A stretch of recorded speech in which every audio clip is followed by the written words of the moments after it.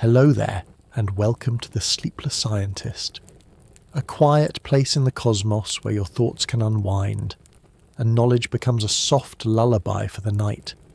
Tonight's journey will take us into the greatest of all stories, the beginning and the end of the universe. What if everything you have ever seen, the oceans, the mountains, the breath you just took, and the life all around you, can be traced back to the first seconds after the Big Bang? And what if, billions of years from now, everything will also come to a close as stars fade, black holes dissolve, and time itself stretches into silence? It is a vast, almost overwhelming story, but here we will move through it slowly, step by step, as if we were strolling through a cosmic garden at dusk. But before you settle in and get cozy, I'd love if you could take a moment to like this video and subscribe. Only if you truly find these quiet explorations enjoyable, and when you're ready, leave a comment to let me know where in the world you're listening from and what time it is for you right now. It's always such a joy to see all the places we gather from, each in our own little slice of time. Some of you will be curled up in bed at night with the window cracked open to let in a cool breeze. Others may be on a couch in the late afternoon, the sun still glowing outside, the hum of traffic in the background. And some of you may even be greeting the first light of morning, letting this story accompany your coffee as the world awakens. Wherever you are welcome here. Now, feel free to dim the lights, maybe turn on a fan for a soft background hum, and let's gently begin our journey into the universe together. And if your mind begins to wander, that's perfectly fine. Let it drift. We'll still be here, quietly unfolding the story. The beginning and the end of the universe is not a tale that rushes. It is not a sharp bang followed by a sudden silence. It is more like a symphony with long movements, swelling with energy, quieting into whispers, then rising again into something unexpected. When scientists speak of the Big Bang, it is easy to imagine a single firework, a blinding flash in the darkness. But it was not exactly an explosion in space. It was the swelling of space itself. Not a spark inside a room, but the room itself growing larger, faster than anything we can picture. Imagine holding a balloon in your hands, still uninflated, limp and small. Now, with a single breath, it begins to swell. Each breath stretches the surface further, and every speck of colour on it moves away from every other speck. None of the specks are at the centre. All of them are part of the same expansion. This, in a very simple way, is how the universe began. 13.8 billion years ago, space itself expanded in every direction, carrying with it the seeds of all that would follow. It is natural to ask, but what banged? Why did it bang? And what was there before? These are the questions that echo at the edge of human thought. Some suggest that perhaps there was nothing, and from that nothing, fluctuations gave rise to everything. Others imagine that our universe may be just one bubble in a vast cosmic sea, what some call the multiverse. Perhaps bubbles appear and vanish endlessly, each with its own laws of physics, each with its own story. We may never know for certain, but wondering is part of the quiet joy. Like lying awake and listening to the rain, you do not need to count every drop to feel the rhythm of it. For now, let us step gently into what we do know. We know that galaxies are drifting apart, a discovery made by Edwin Hubble when he looked at distant galaxies and saw that their light was stretched, sliding toward the red part of the spectrum. It was as if the universe itself were pulling them away. This cosmic expansion became the signature of the Big Bang, proof that space is not still but restless. And Hubble's telescope, placed high above the Earth's atmosphere, has since become a kind of time machine, letting us see galaxies not as they are today, but as they were billions of years ago. Every faint speck of light is a messenger from the past, reminding us that in looking outward, we're also looking backward. But tonight, we will not hurry into equations or technical terms. Instead, we will tell the story of beginnings and endings as if it were a long lullaby, The physics is real, yes, but it can be spoken softly, with metaphors that rest in the mind like gentle images. The quantum vacuum may sound complicated, but think of it as a restless silence, a sea of tiny ripples even when everything appears empty. Inflation may sound like mathematics, but picture it as space stretching like dough, smoothing wrinkles into a flat, even surface.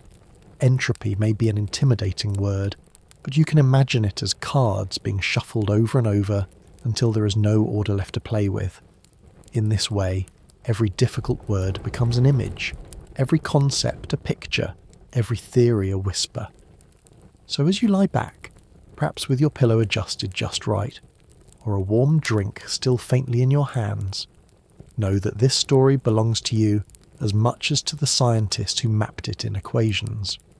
You're part of the same universe that swelled from a single point, the same universe that scattered galaxies, the same universe that will one day grow quiet again. For the next 2 hours, we will drift across time itself, from the first second to the far future, from the afterglow of creation to the slow fading of stars, from the birth of oceans and life to the last whispers of black holes. And if sleep comes to you before the end, that is all right. The universe is patient. It will still be here in the morning waiting quietly, ready to continue its story whenever you return. The story of the universe begins in a time so brief that the human mind almost resists imagining it. Less than a second, less than a blink, less than any pause between your breaths. A sliver of time smaller than anything in your daily life, smaller than the instant it takes light to cross your bedroom. And yet, in that moment, all of space, all of matter and all of energy were somehow written into existence. When we picture a beginning, we tend to think of something familiar.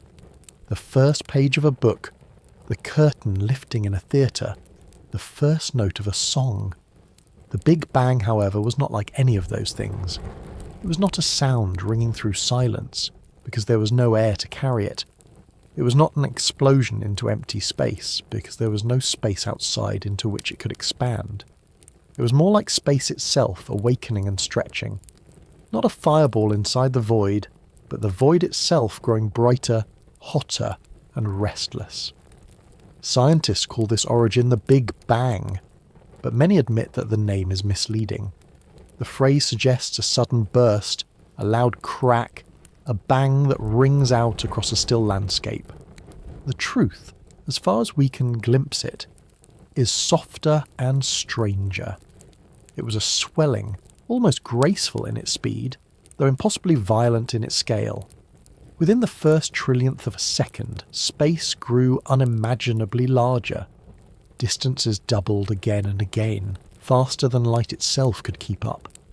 If you could have floated there, though of course no there existed yet, you would not have seen fireworks or sparks.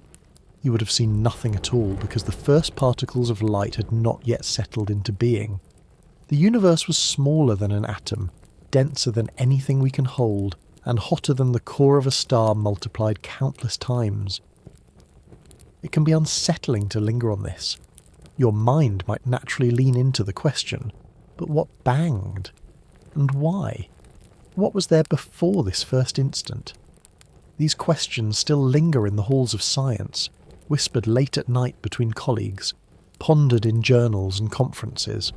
Some theories suggest that perhaps nothing is truly empty, that even the void is restless, full of flickering energy that can, given the right push, blossom into a universe. Others imagine an eternal sea of bubbles, each bubble a universe of its own, ours just one among countless others.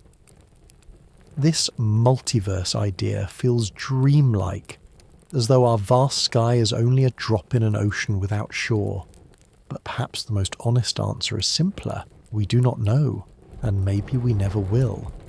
That uncertainty, strange as it sounds, is part of the beauty. It leaves room for awe. So let us focus on what can be traced. In the earliest instant, energy reigned supreme. Einstein's famous relation E equals mc squared tells us that energy and matter are two sides of the same coin. In that first moment, energy surged, collided, and transformed. Out of the searing broth, tiny particles emerged. Quarks, gluons, electrons. They were restless dancers, flickering in and out, forming and breaking apart. Imagine the surface of boiling soup, bubbles rising and popping. Only here the bubbles are not made of steam, but of the very ingredients of matter. As the universe expanded, it also cooled. Though cool is a relative word here. In less than a heartbeat, the temperature dropped from unimaginable to merely unbearable. Forces that shaped the universe began to separate, like friends who had been tangled together too tightly. Gravity slipped into its own role, holding the potential to sculpt galaxies billions of years later. The strong nuclear force began to glue quarks into protons and neutrons, the eventual building blocks of atoms. The weak nuclear force and electromagnetism followed, setting the stage for chemistry, for stars, and for life. In the first second, the rules of the cosmic game were already being written. Picture it this way. You place flour, water, and yeast into a bowl, and even before you begin kneading, the dough already holds the shape of what will become bread. The pattern is embedded from the start. The universe's first second was like that mixing bowl. Everything that would come later, from galaxies to human laughter, was already contained in that primordial recipe. It is humbling to realise that in such an instant, the seeds for oceans, mountains, forests and civilizations were hidden in the churn of energy and particles. Your breath tonight, the blood in your veins, the glass of water on your nightstand, they all carry atoms that trace back to this very first second. Hydrogen formed then, and hydrogen still flows through your body in water molecules. You are, in a quiet sense, holding the universe's opening act inside you. There is also something tender in imagining how quickly this all happened. You might think of baking bread or brewing tea, processes that unfold slowly, giving you time to wait and watch. The Big Bang was not like that. It was more like a match being struck, a flame catching instantly. In less than the time it takes to blink, the universe had set the terms for all its future stories. Scientists try to peer back to this instant, not just with telescopes, but with mathematics, using equations like lanterns in the dark. They look at the afterglow of the Big Bang, the faint cosmic microwave background that still whispers across the sky, and they trace those whispers back to the opening moment. It is like hearing an echo in a canyon and imagining the shout that first made it. The echo is faint, distorted by distance and time, but it still carries the imprint of its source. So here we are, billions of years later, lying under the stars, pondering a fraction of a second we can never touch yet somehow know. Perhaps you can imagine yourself listening to that silence, if silence it was, and feeling the universe awaken. No clock ticked, no voice counted, and yet, in that immeasurable blink, everything was set in motion. Space unfolding, time beginning, matter taking its first breath. If the mind finds this too heavy, let it drift. The universe does not require you to solve its mysteries tonight. It only invites you to listen softly, as if to a bedtime story written not by one author but by the cosmos itself. The first second is past, yet it is with us always, quietly shaping every heartbeat, every atom, every star you will ever see.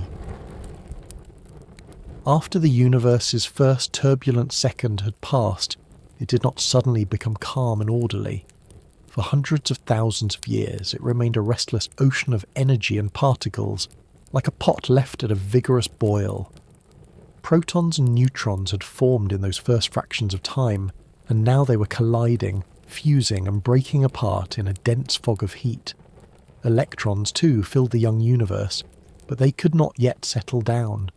Everywhere radiation kept them stirred up, preventing them from binding themselves into the stable patterns we call atoms. It was, in every sense, a storm of creation, bright, hot, and opaque. If you could have floated in that early cosmos, you would not have seen stars twinkling or galaxies spiralling.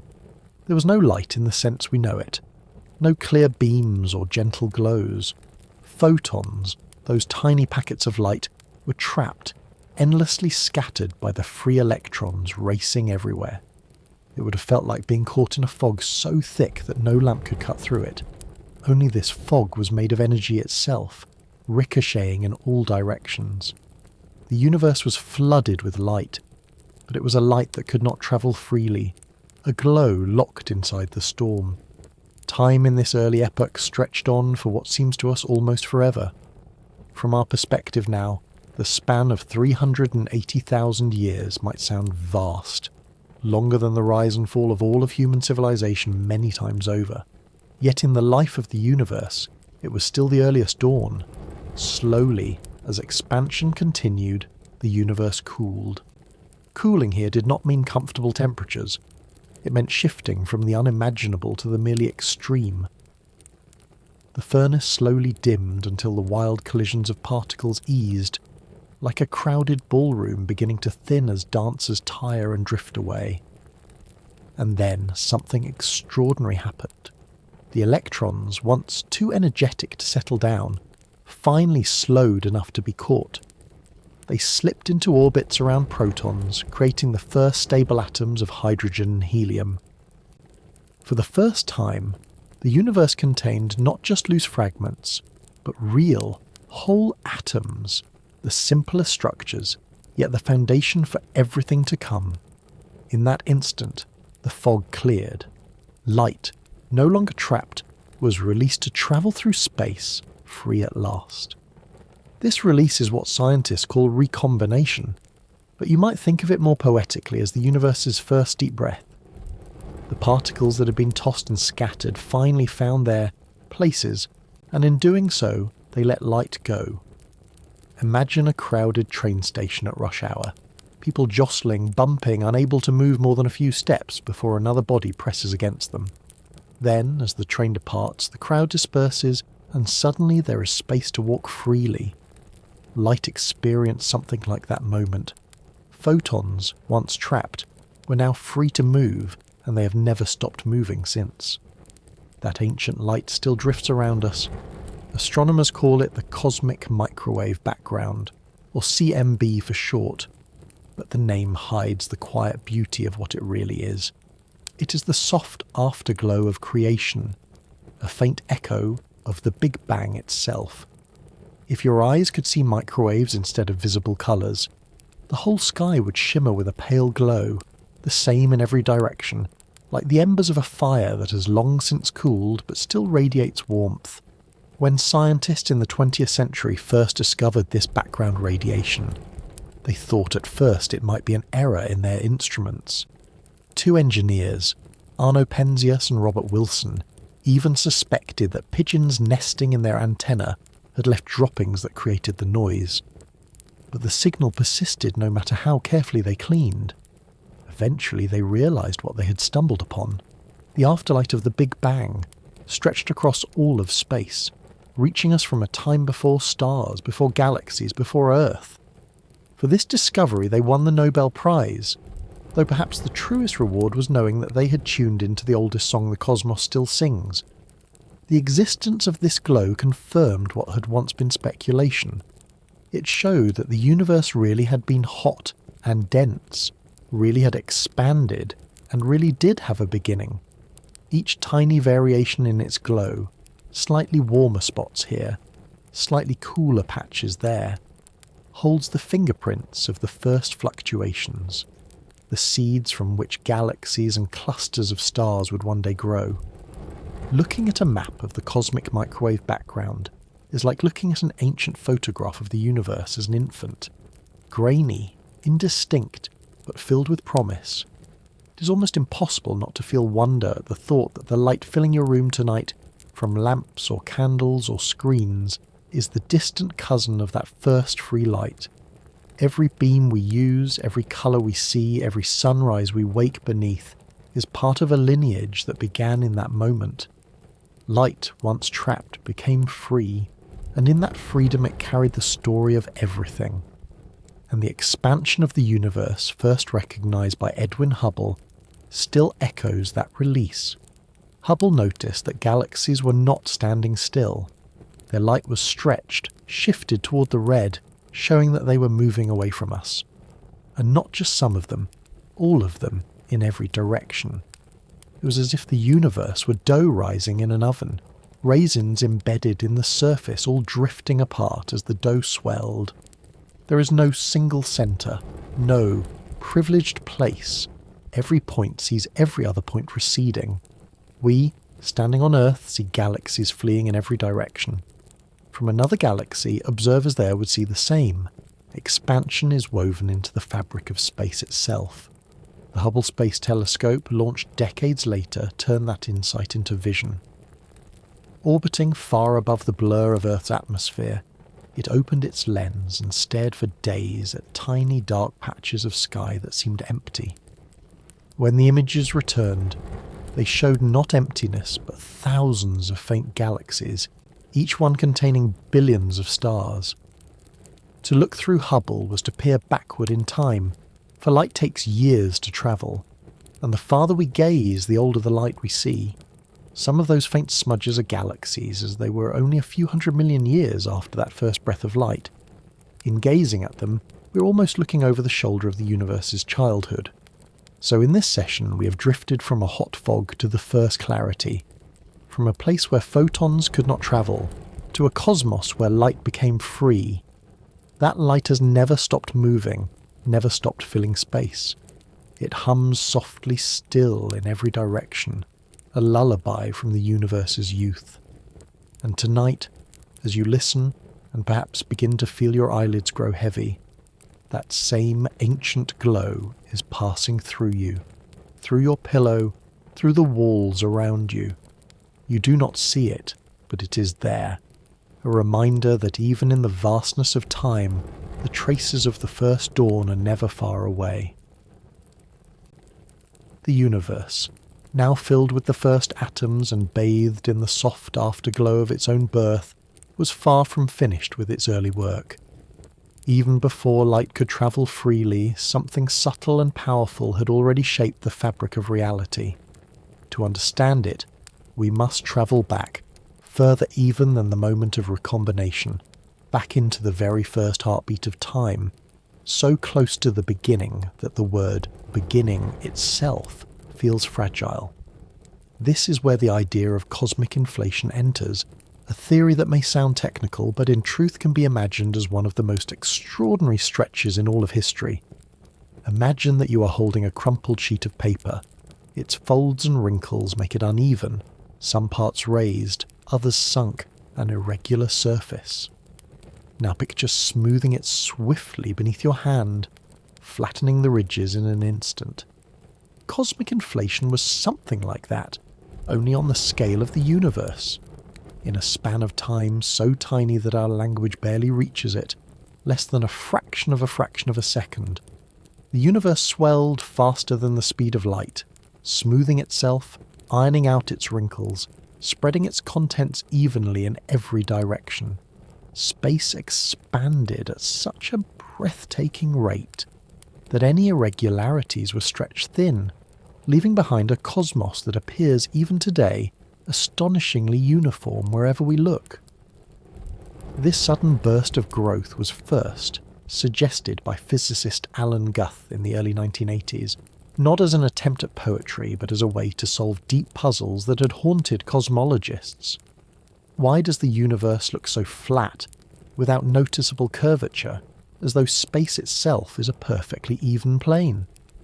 Why is the temperature of the cosmic background glow almost the same in every direction, even across regions of the sky that should never have been able to share information? Inflation offers a quiet answer. Space expanded so dramatically that distant points were once close together, like neighbours whispering before being swept apart by the tide. But the most delicate and beautiful gift of inflation was not just uniformity. As space swelled, it also stretched out the tiniest ripples of quantum energy, fluctuations in the so-called vacuum. To say vacuum usually suggests emptiness, But in physics, even emptiness is alive with restless motion. Particles flicker in and out of being, like fireflies at the edge of vision. During inflation, these whispers of energy were pulled across space, frozen into patterns, small variations in density that would one day grow into galaxies and clusters of galaxies. Picture a pan of milk heating on a stove. At first it is still, then faint ripples appear. Disturbances that may seem meaningless. Given enough time, those ripples grow, spreading into currents that change the surface entirely. In the early universe, the ripples were born of quantum chance, but gravity took notice, and gravity remembers. It began to pull more matter into the slightly denser regions, letting them grow slowly over millions of years. Those faint whispers became the scaffolding upon which stars, galaxies, and planets would later take shape. It can feel overwhelming to think that something as immense as the Milky Way, containing billions of stars, arose from fluctuations smaller than an atom. Yet that is the story written into the cosmic microwave background. When scientists map that faint afterglow, they see not perfect smoothness, but tiny temperature differences, just millionths of a degree. Those patches, blue here, red there, are the fossils of inflation's ripples. They are, in a sense, the baby pictures of the galaxies. Everywhere we look in the sky, we find evidence of this hidden hand. Galaxies are not scattered randomly, but arranged in vast filaments and clusters, strung like pearls along invisible threads. Between them lie cosmic voids, empty expanses where almost no stars shine. This pattern, the cosmic web, is the grown-up version of inflation's seeds. To see it is to realize that the largest structures in the universe are the echoes of its smallest tremors. There is something deeply humbling about this. Imagine if the coffee in your morning cup, stirred just slightly by your spoon, grew over time into entire continents and oceans. That is how far the universe has carried its first ripples. They were small enough to be born of quantum chance, yet powerful, enough to dictate the grand arrangement of all that followed. And all of this expansion and seeding, happened before the first star ever shone. For hundreds of millions of years after recombination, the universe remained dark, filled only with hydrogen and helium gas slowly drifting into clumps. Astronomers call this the cosmic dark ages, a period without light, when galaxies had not yet been born. It may sound bleak, but in that quiet darkness, gravity was at work, drawing matter into knots, deepening the structures that inflation had planted. Like dew collecting on a spider's web at dawn, gas gathered along the filaments of dark matter, unseen yet essential. As the gas thickened, pressure rose, temperatures climbed, and deep inside those clouds, hydrogen atoms began to fuse, releasing light and heat.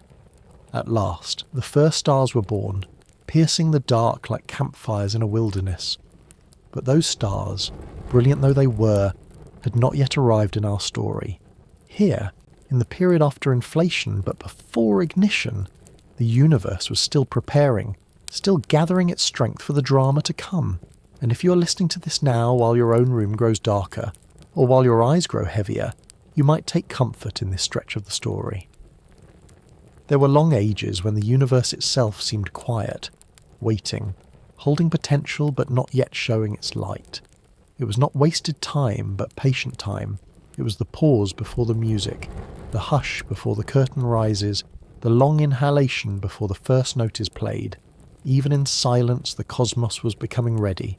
So we drift here, at the edge of that silence, looking back at inflation, at quantum ripples stretched into patterns, at invisible seeds that would one day bloom into stars. Every galaxy overhead tonight, every constellation you might softly trace through your window, every atom in your own body rests upon that ancient foundation. The universe did not rush, and neither should we. It is enough to know that the seeds were planted quietly, delicately in the first instant, and that their flowering would come in its own time. The universe had spent hundreds of millions of years in darkness, a long pause after its bright and fiery beginning. Hydrogen and helium, the simplest atoms, floated in vast clouds, drawn slowly by gravity into denser knots. The cosmic web, faint and invisible, guided them, like the threads of an unseen loom pulling threads into place. For a long while, the cosmos was quiet. A night without stars, only potential gathering. And then, gently but profoundly, something changed. At the hearts of those growing clouds, the weight of hydrogen pressed inward under gravity's patient hand. Atoms collided with such force that their very nature shifted. Instead of drifting freely, hydrogen fused into helium, releasing light and heat. In that moment, the first stars were born. They were unlike anything we see in the sky. Today, enormous, unstable, and brief.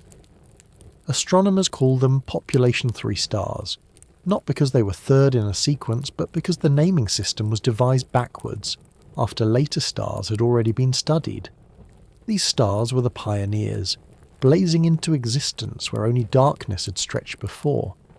You can imagine them as cosmic bonfires, lit suddenly in the deep night.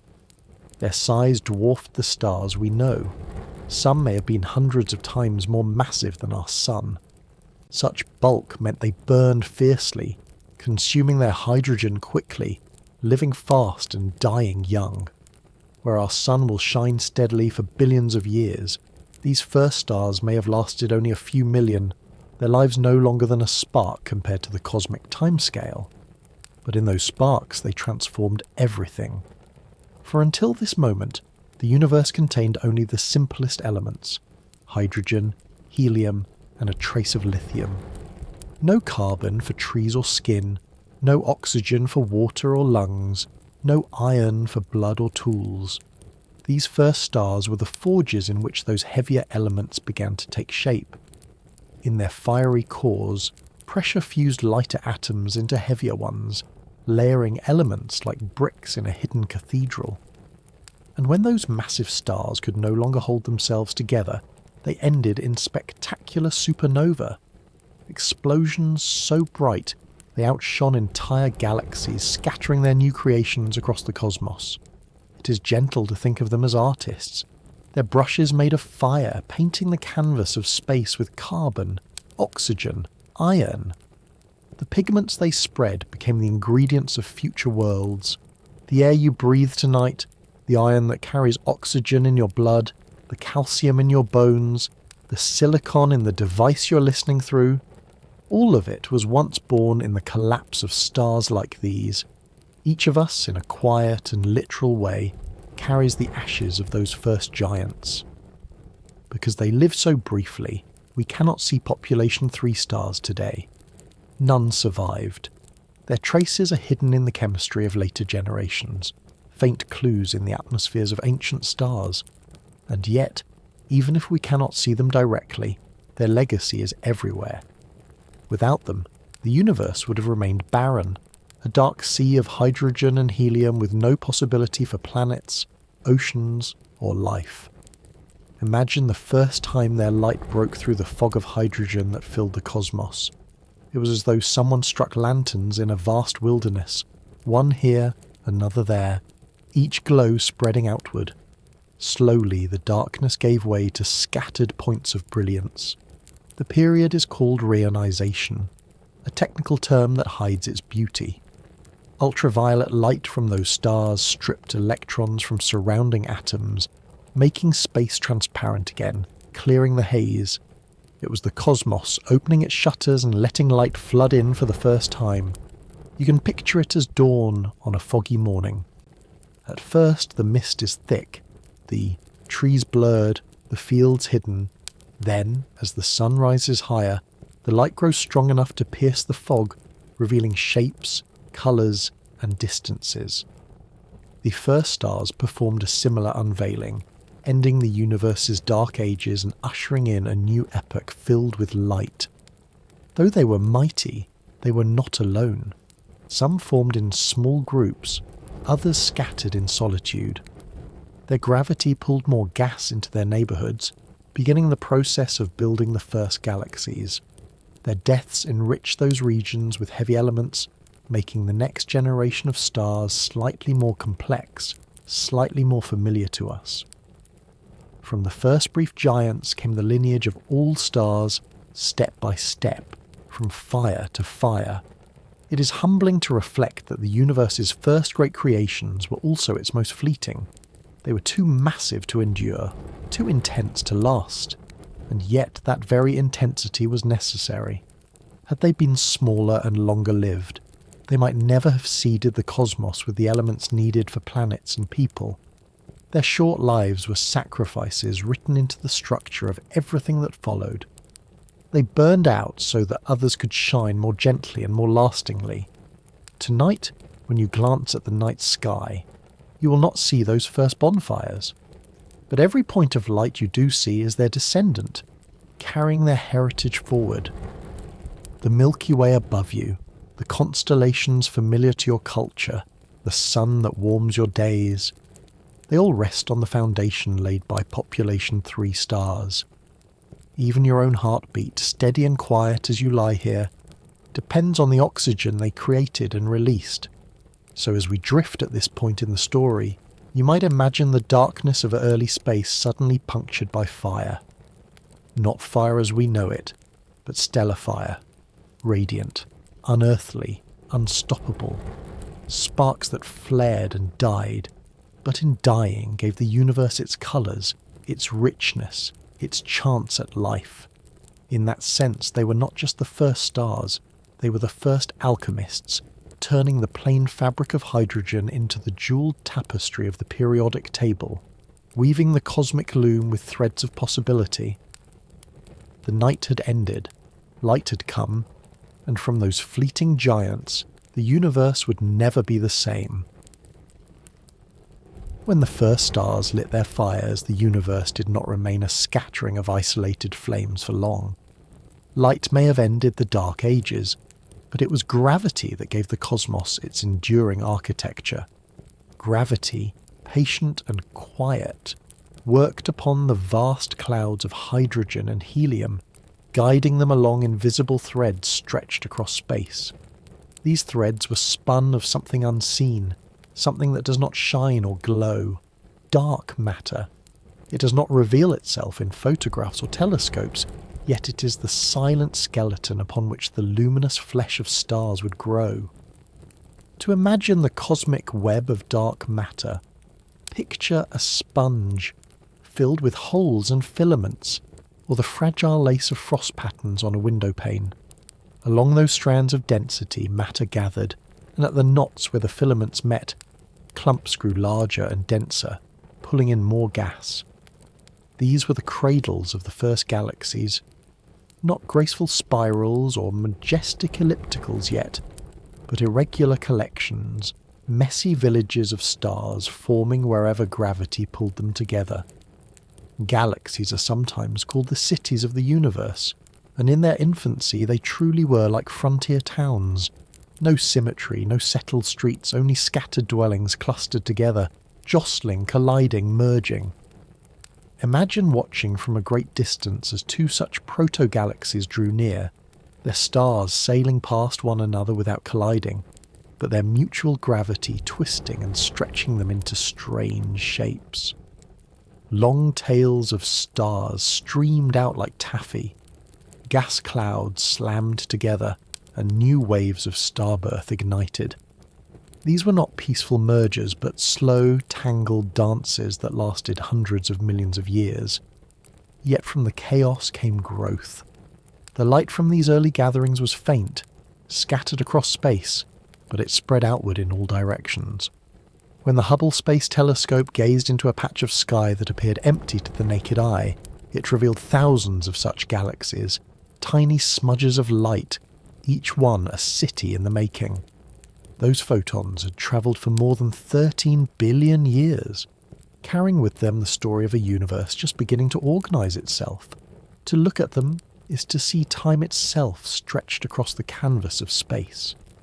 In their early days, galaxies did not resemble the elegant spirals we know today.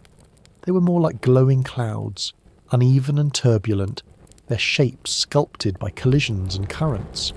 Some remained lopsided, forever irregular, like towns that never found order. Others, with just the right amount of spin and the right measure of peace, flattened into spirals, graceful discs adorned with arms that curled outward like ribbons in a breeze. Still others, crowded and battered, settled into puffed spheres, elliptical galaxies that gathered billions of stars into rounded collections. Dark matter, though silent and invisible, was the guiding hand in this growth.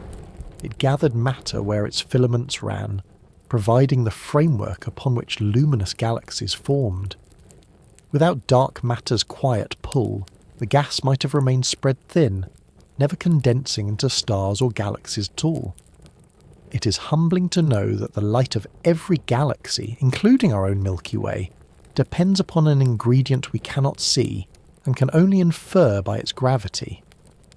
Like the wooden frame of a house hidden behind plaster and paint, dark matter is always present, even if no one admires it directly. As galaxies bloomed, stars were born within them in great numbers. Clouds of hydrogen collapsed into clusters, entire nurseries of stars flickering into being. Some of these nurseries remain visible today, like the Orion Nebula in our own galaxy, a region glowing with newborn stars. In those days, such regions were common, and galaxies shone not with steady light, but with the restless brilliance of youth, as stars flared and exploded, enriching their homes with heavier elements. You might think of galaxies as families, each generation of stars leaving behind gifts for the next. The first stars gave carbon and oxygen, the next created iron and magnesium, and so on, until the periodic table filled with richness. With each round, the gas within galaxies became more fertile, ready to form not only new stars but the planets that would circle them. The villages of stars matured into cities, bustling with diversity layered with history. And just as in human cities, galaxies did not live alone. They gathered into neighbourhoods called groups, and groups into larger associations called clusters. Our own Milky Way belongs to a modest neighbourhood known as the local group, sharing space with the Andromeda Galaxy and dozens of smaller companions. These clusters, in turn, are linked in superclusters, vast tapestries stretching across the universe, bound together by gravity's unyielding whisper. The scale of these structures is almost beyond imagination, yet the process that built them was quiet and gradual. No grand architect laid down blueprints. Instead, simple laws, the attraction of gravity, the flow of gas, the push of light, played out over billions of years. Out of simplicity arose complexity. Out of chance, order. Out of the faintest seeds left by inflation, entire universes of stars bloomed. If you step outside on a clear night and look at the Milky Way stretched across the sky, you're seeing one spiral among billions, a city of stars that formed because of those ancient threads. Each star you notice is but one window, glowing in a sprawling metropolis. Most of them host planets, some may host life, and all trace their ancestry back to the first tangled gatherings in the universe's youth. And so, as we drift here in thought, you might imagine the cosmos not as empty blackness, but as a web of light strung across infinite distance. Each glow a galaxy, each galaxy a city, each city a chapter in the great unfolding story. The galaxies are still blooming, still colliding, still reshaping. Their dance is not finished, and neither is ours, for we live inside one of those blooms, part of its light, part of its song. Galaxies, those sprawling cities of stars, are not made of identical inhabitants. Just as human cities are filled with children and elders, bustling workers and quiet dreamers, so too are galaxies home to stars of every age, every size, and every destiny. To lie under the night sky is to gaze upon a vast family in which each star follows its own life story, and though they shine with steady light to our eyes, their fates are as varied as those of any living community. The smallest stars, called red dwarfs, are the quietest and most patient. They are cool by stellar standards, dim to distant eyes, and yet they endure far longer than the bright giants. Our sun will burn for about 10 billion years. These little dwarfs can last for trillions, longer than the current age of the universe itself. To imagine one is to picture a candle with a tiny flame, steady, unhurried, and seemingly eternal. If you could live beneath such a star, your world might orbit in faint reddish light, a perpetual evening that would last longer than all of human history multiplied countless times. Stars the size of our sun sit in the middle ground, neither fleeting sparks nor eternal embers. They begin life by fusing hydrogen into helium in their cores, a simple but powerful reaction that creates the light and warmth we depend on. This phase, called the main sequence, is long and stable, billions of years of steady shining. For the sun, we are about halfway through this calm middle age. But nothing lasts forever, not even the sun's patience. One day, billions of years from now, the hydrogen at its heart will thin out. Gravity will press inward, the core will contract and heat, and the outer layers will swell enormously. The sun will become a red giant, its surface extending far enough to engulf Mercury, Venus, and perhaps even Earth. For a time, it will glow enormous and swollen, its light softer and redder, like a coal in a dying fire. Then, as helium itself begins to run out, the star will tremble with instability, casting off its outer layers into space in delicate shells. These glowing veils of gas are what astronomers call planetary nebulae, not because they are planets, but because early observers thought their round shapes resembled them. In reality, they are the farewell gestures of dying stars, beautiful lanterns drifting outward, scattering the ingredients for future generations. At the centre of such a nebula, what remains is a white dwarf, the dense heart of the old star, glowing faintly from its stored heat. It is no larger than Earth, yet it contains most of the star's mass.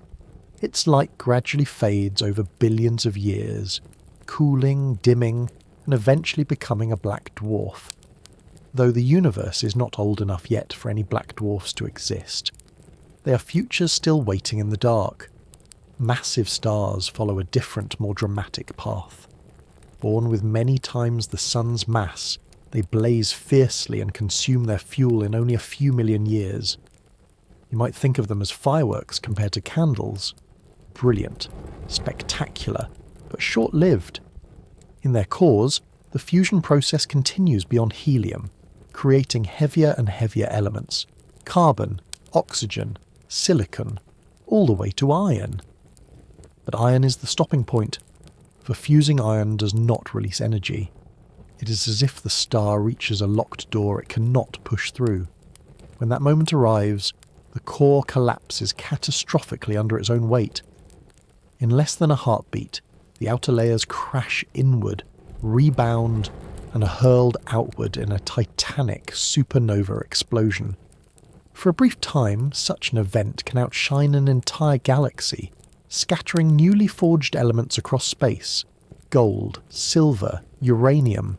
These treasures are minted in those fiery deaths.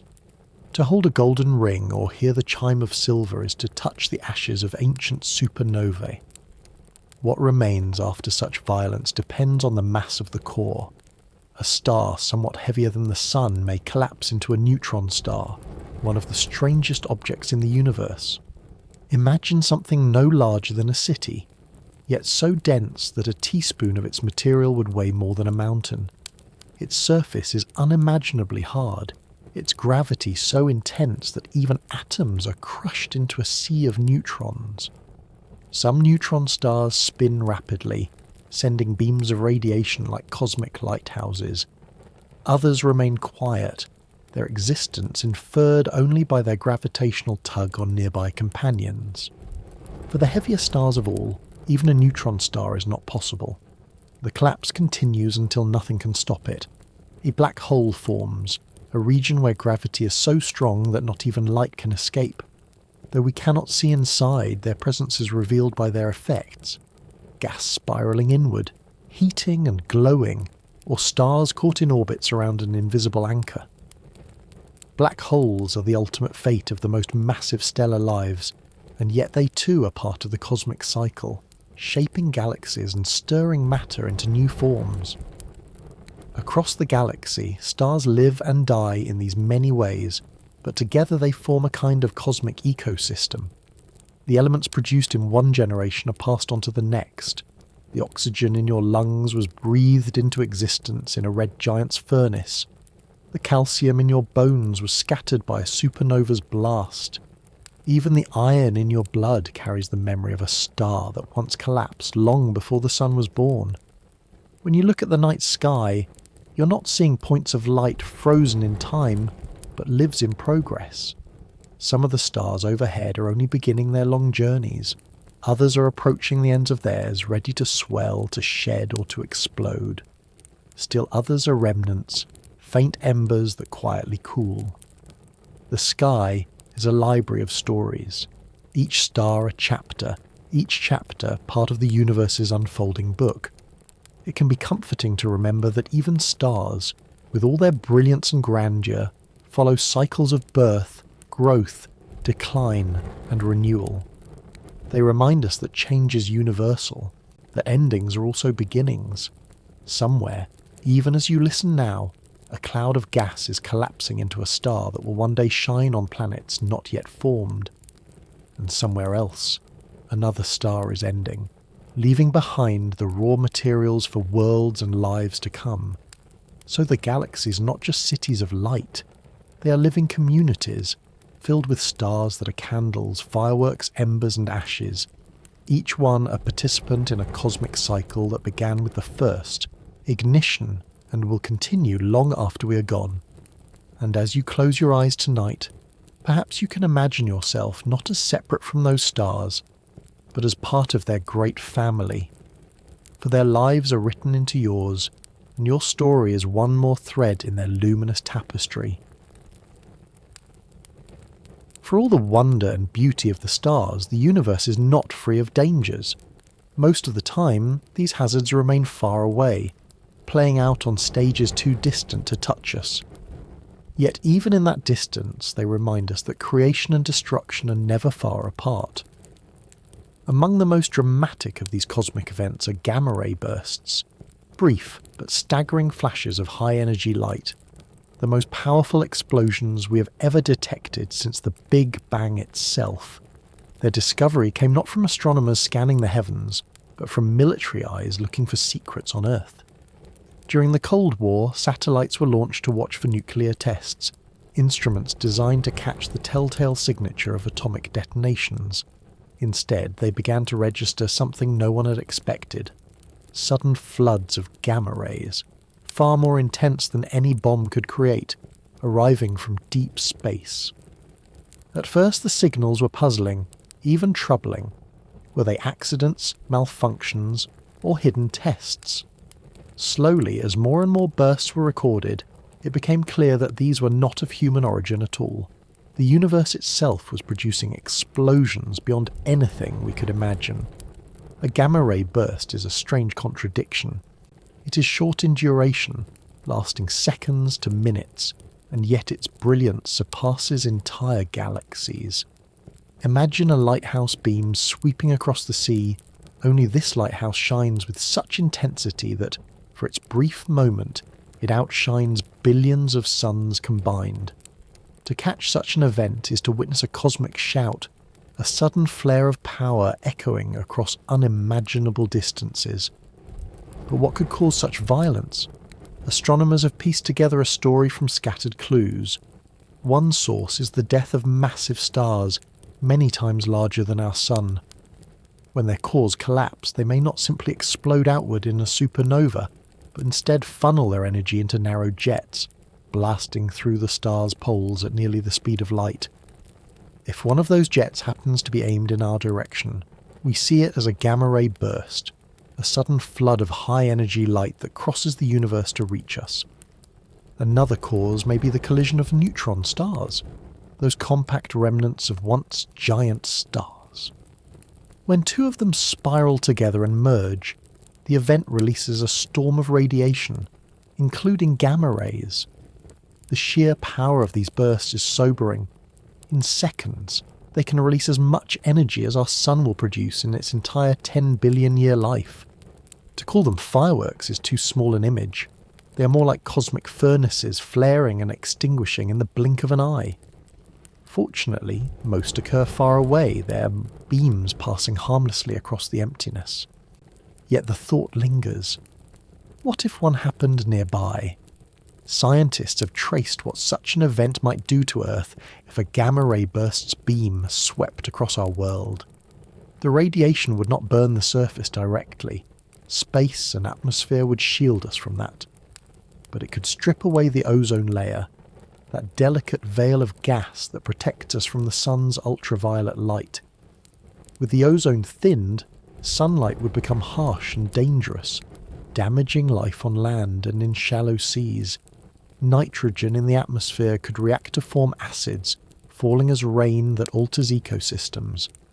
It is possible that in Earth's history such bursts may have contributed to mass extinctions, sudden shifts in the balance of life. Astronomers have even identified candidates, stars that could one day collapse and unleash such a jet.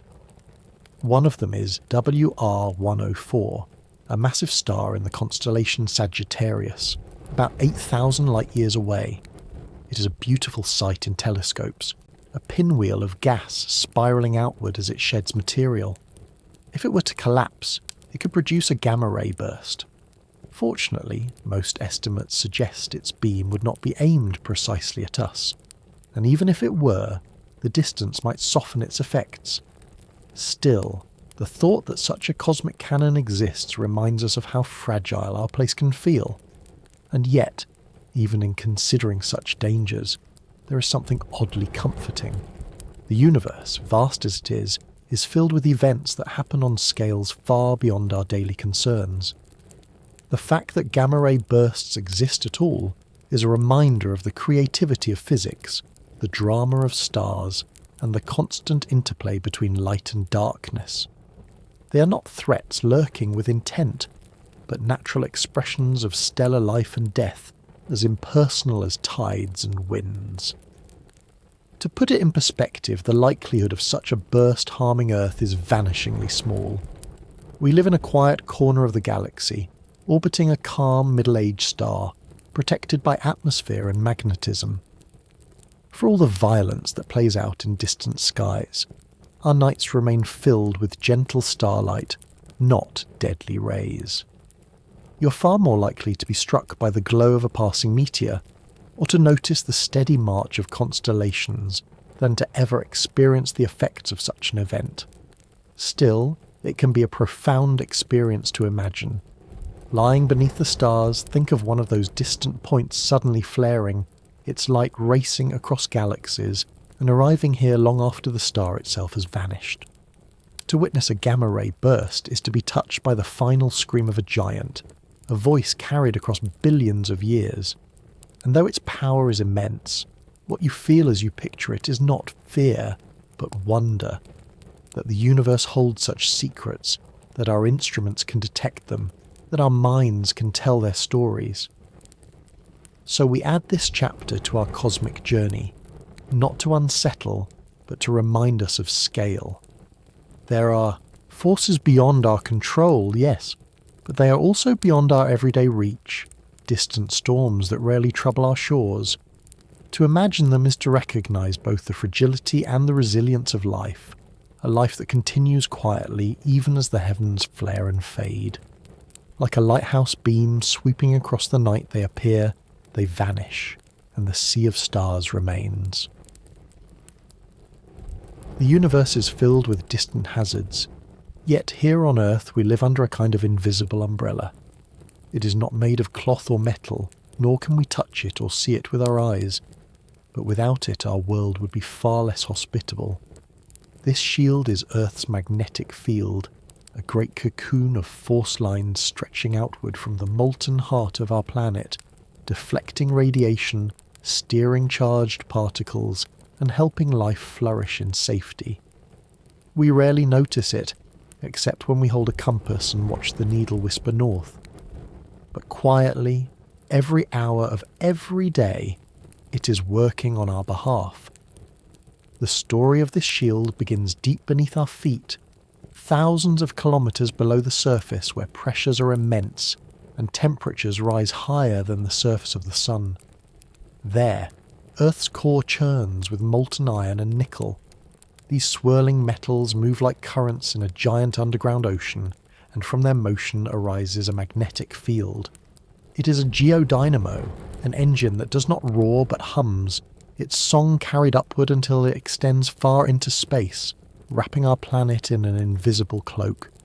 If you could see it, Earth's magnetic field would look like the patterns of iron filings that gather around a bar magnet in a school experiment, loops curving outward from one pole and back into the other. But the scale is staggering. The magnetic field stretches tens of thousands of kilometres above our atmosphere, forming what scientists call the magnetosphere. When charged particles stream in from the sun, hurled outward in the solar wind, the magnetosphere bends and deflects them, guiding most away from Earth. Without it, those particles would strip away our atmosphere and drench the surface in radiation. With it, they are steered into beautiful displays, auroras shimmering near the poles as cosmic energy is transformed into curtains of light. Over the course of Earth's history, this magnetic field has not been static. Lava flows frozen long ago preserve records of its direction, and they tell us that the poles have wandered, reversed, and flipped many times. North becomes south, south becomes north. The compass needle one day pointing the opposite way. These reversals are not sudden jolts, but gradual changes spread over thousands of years. They are reminders that Earth's shield is alive, restless, a product of fluid motion deep below. Today, scientists who measure the field have noticed that it is weakening in some regions, especially over an area called the South Atlantic anomaly. The poles themselves are drifting, the North Magnetic Pole, moving at dozens of kilometres per year. These shifts are not cause for panic, but they do hint that another reversal may be on its way in the distant future. Such events have happened many times before, and life persisted through them. The fossil record does not show catastrophic extinctions caused by magnetic flips. Still, for us, with our world threaded with delicate technology, the consequences would not be trivial. Satellites, power grids, navigation systems all rely in some way on the stability of the magnetic field. A weakened shield means more radiation slipping through, interfering with the electronics, adding noise to signals, even damaging sensitive instruments. A sudden storm from the sun, hitting Earth during a weak field, could create dazzling auroras, but also blackouts and disruptions. It is not the end of life, but it could be the end of normality, at least for a time. And yet, despite these vulnerabilities, there is something deeply reassuring about our shield. It has been with us since Earth's earliest days, protecting our atmosphere from being stripped like that of Mars, preserving the oceans, allowing forests to grow and civilizations to rise. Mars, once warm and wet, lost its magnetic field early, and with it much of its air and water. We remain wrapped in our cocoon, able to breathe, to wander, to dream. Think for a moment of how ordinary a compass feels. A small needle floating freely, always aligning itself with the invisible lines of the field. You can hold one in your hand, and without fanfare it reveals the presence of a planetary guardian. That simple motion, the needle swinging to north, is a quiet whisper of the Earth itself. A connection between your palm and the vast iron heart beneath your feet. It is astonishing, really, that such a tiny tool carries the signature of the core's molten dance. And when you next see images of the northern lights, ribbons of green and violet unfurling in the sky, you're watching Earth's magnetic field in conversation with the sun. Each curve and flicker is energy redirected, danger transformed into beauty. Few shields announce themselves so gracefully. Most simply block, deflect, or hide. Ours paints the sky with shimmering veils, as if to remind us that protection can be beautiful. We cannot control the shield nor predict its every move, but we can understand it, measure it, and live within its embrace. The drifting poles, the weakening patches, the reversals recorded in ancient lava, all these are part of the story of a living planet, a reminder that even Earth itself is never static. Like stars that evolve, like galaxies that shift, our world too is in motion, always reshaping itself in ways both visible and unseen. So as you listen tonight, you might imagine yourself not only beneath the stars but within a larger sphere, an invisible shelter reaching far into space. Outside it, the solar wind rushes like a cosmic river. Inside, you rest in calm, barely aware of the quiet defense that surrounds you. A compass needle, a whispering north, is all the evidence you need, and sometimes that is enough. To know that the world holds you safe, that the Earth itself has been caring for life in its quiet, magnetic way for billions of years. Long before oceans, forests and cities ever appeared, the solar system itself was a restless and violent place. Today, we see the planets moving in quiet, predictable orbits, each following its path with the serenity of dancers in a cosmic waltz. But 4.5 billion years ago, the scene was far from serene. It was a theatre of collisions, a construction site filled with debris, a place where new worlds were being hammered into shape by fire and impact. The sun had already formed, igniting at the centre of a swirling cloud of gas and dust. Around it, a vast disk of material rotated, the leftovers of the sun's birth. This protoplanetary disk was thick with grains of dust, chunks of ice, and boulders tumbling in spirals, colliding and merging in endless chaos. At first, the pieces were tiny, microscopic specks that clung together through static and chance. Over time, those specks became pebbles, pebbles became rocks, and rocks grew into planetesimals, the seeds of future planets. Each collision was violent, yet also creative, adding mass, shaping paths, building worlds grain by grain. If you have ever kneaded dough and watched clumps gather into larger masses, you have glimpsed something like this process.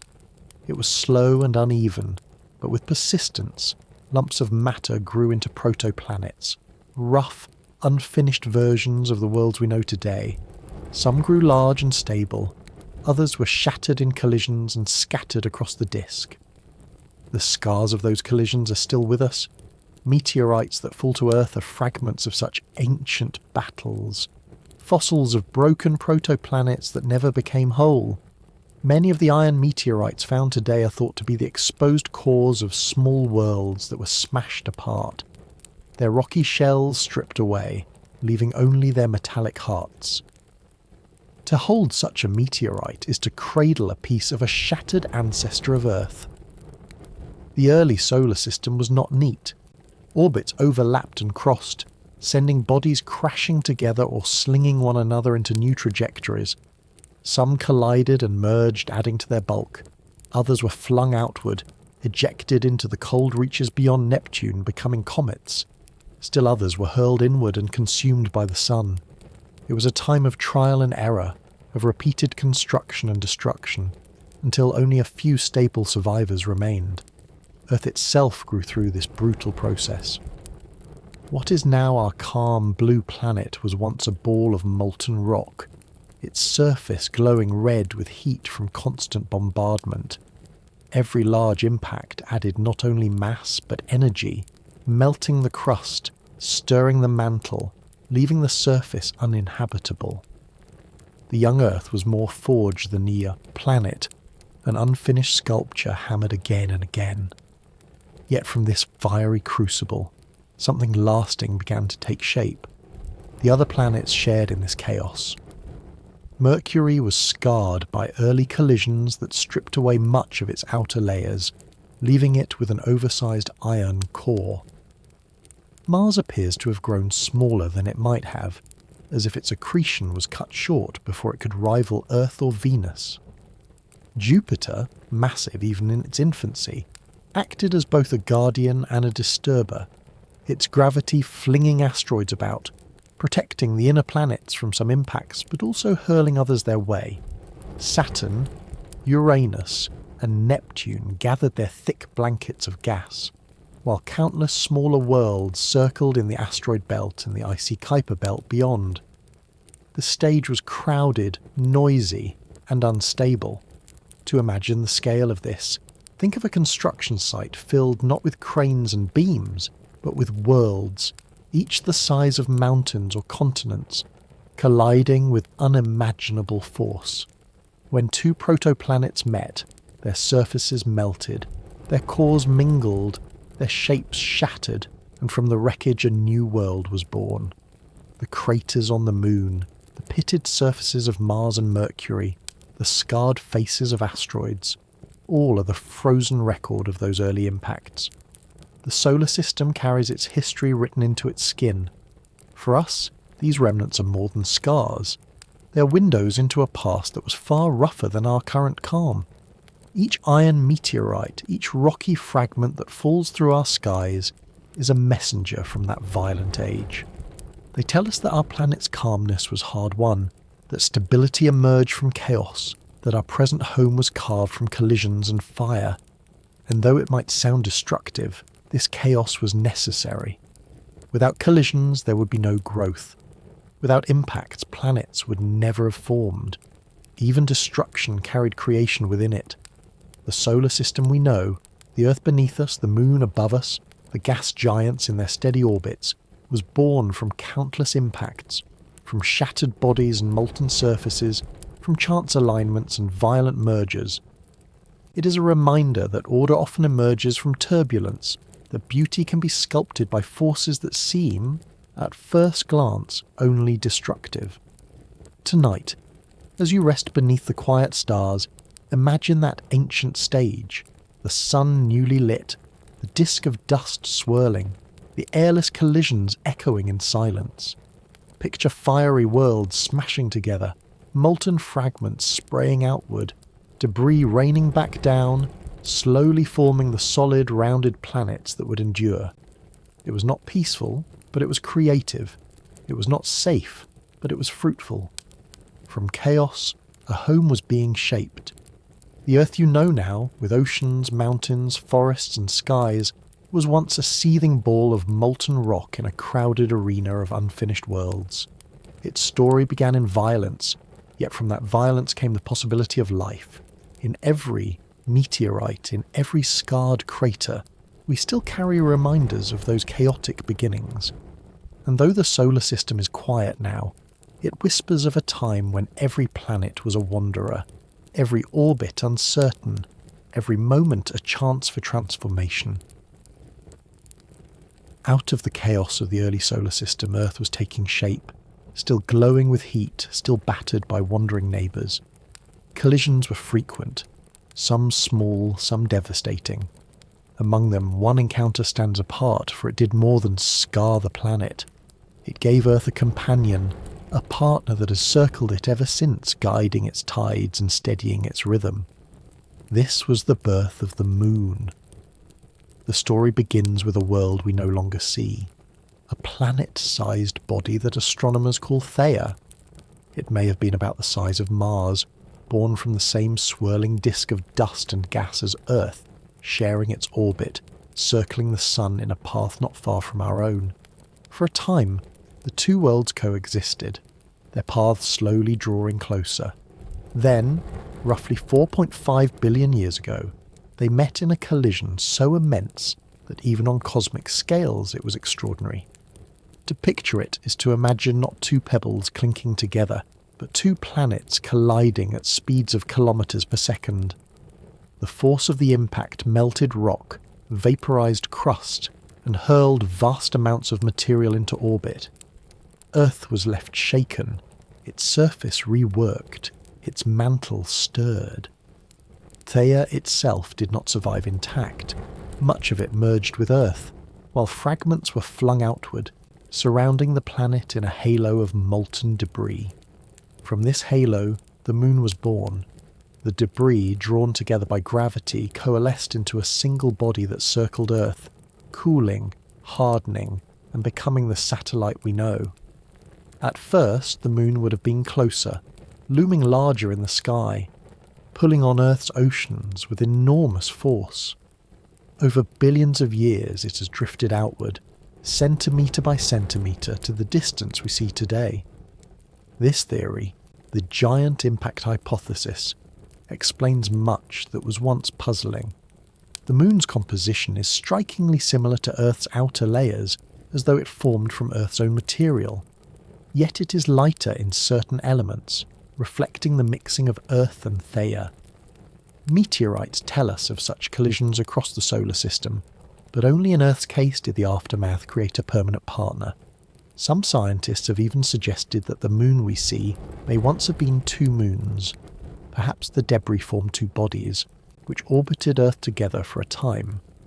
Eventually, the smaller of the pair may have merged with the larger, leaving behind the single moon.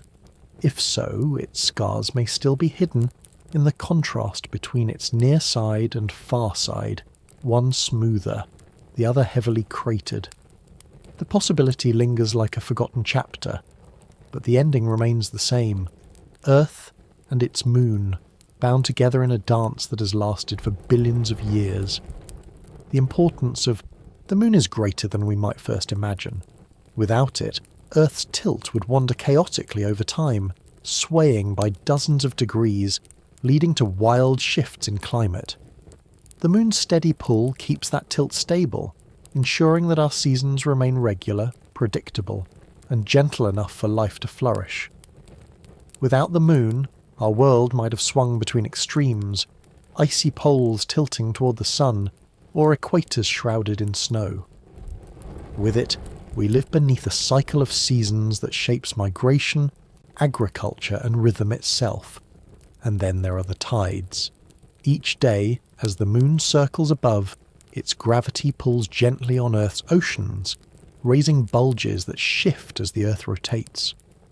The result is the ebb and flow of tides, the rhythm of coasts, the pulse of waves. For early life, those tides may have been crucial, creating tidal pools where chemistry could concentrate, where cycles of wet and dry offered chances for complexity to grow.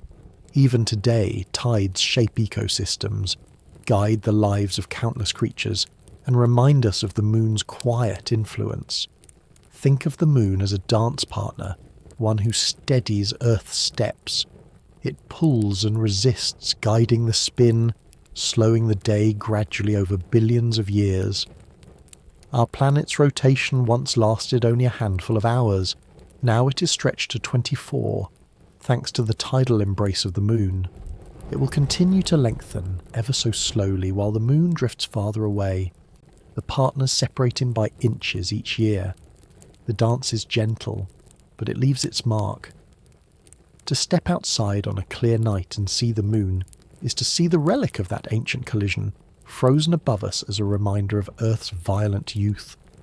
Yet what we see is calm, serene, familiar, a silver lantern that has guided travellers, inspired poets, and marked calendars for as long as there have been humans to look up.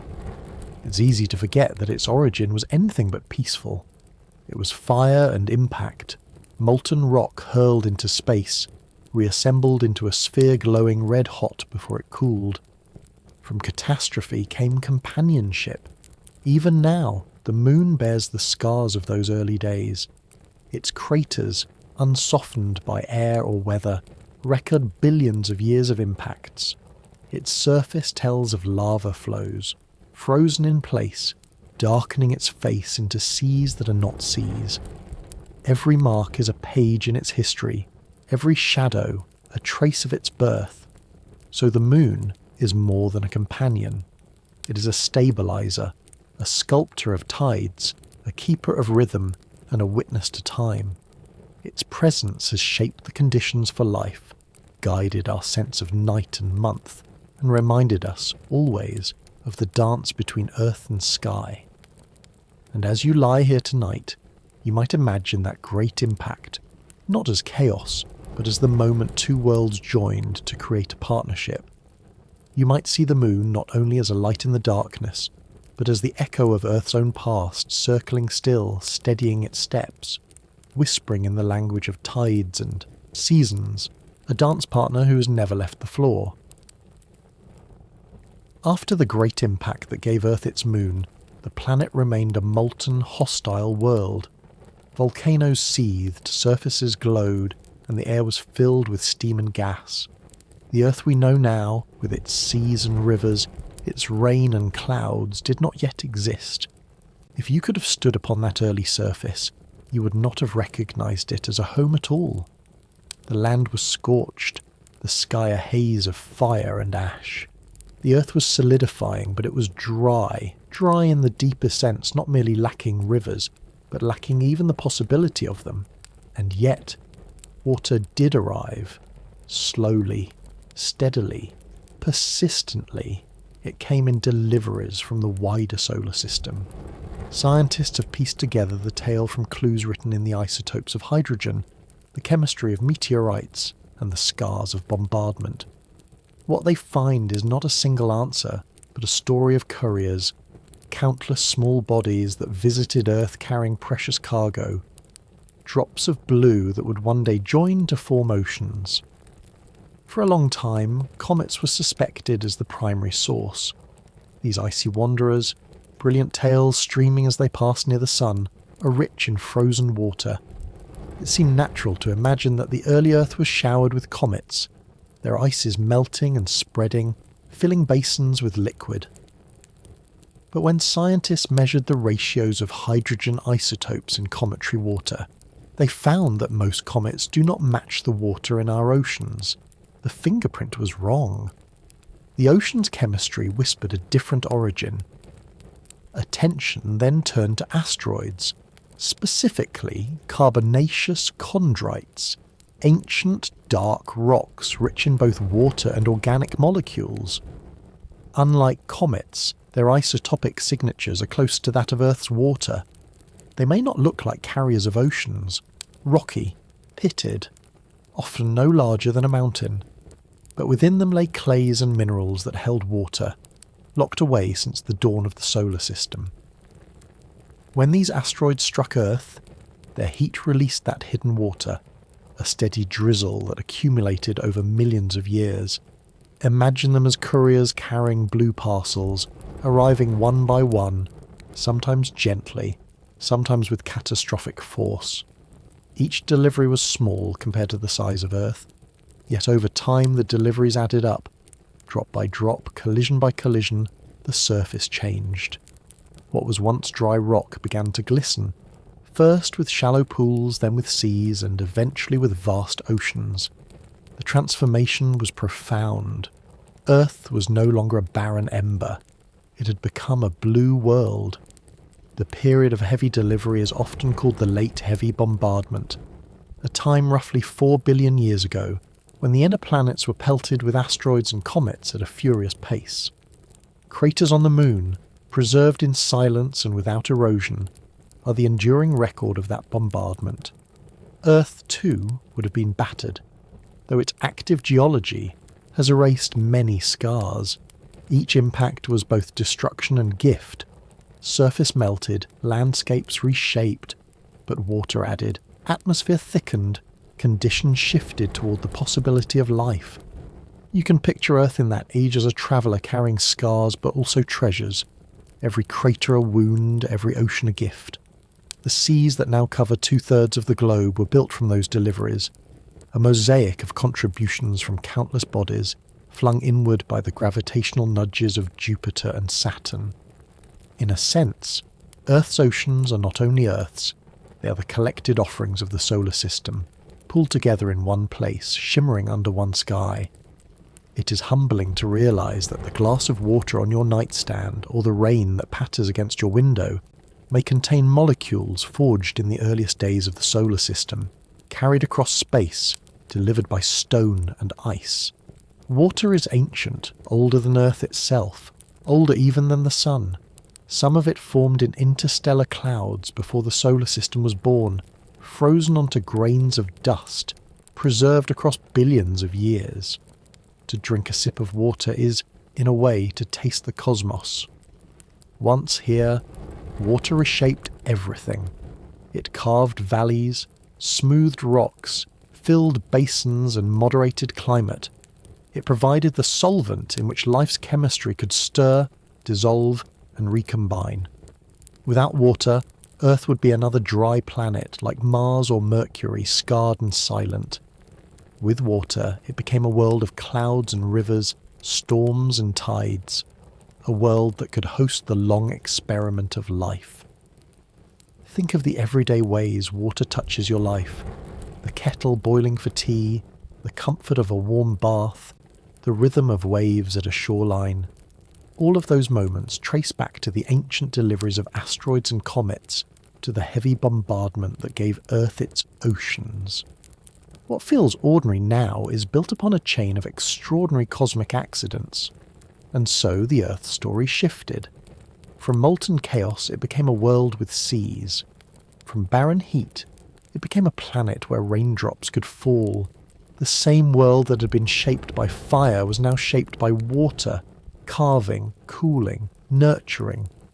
If the moon was Earth's steadying partner, then water was its patient sculptor, shaping continents and cradling life. Tonight, as you close your eyes, you might picture those ancient couriers arriving.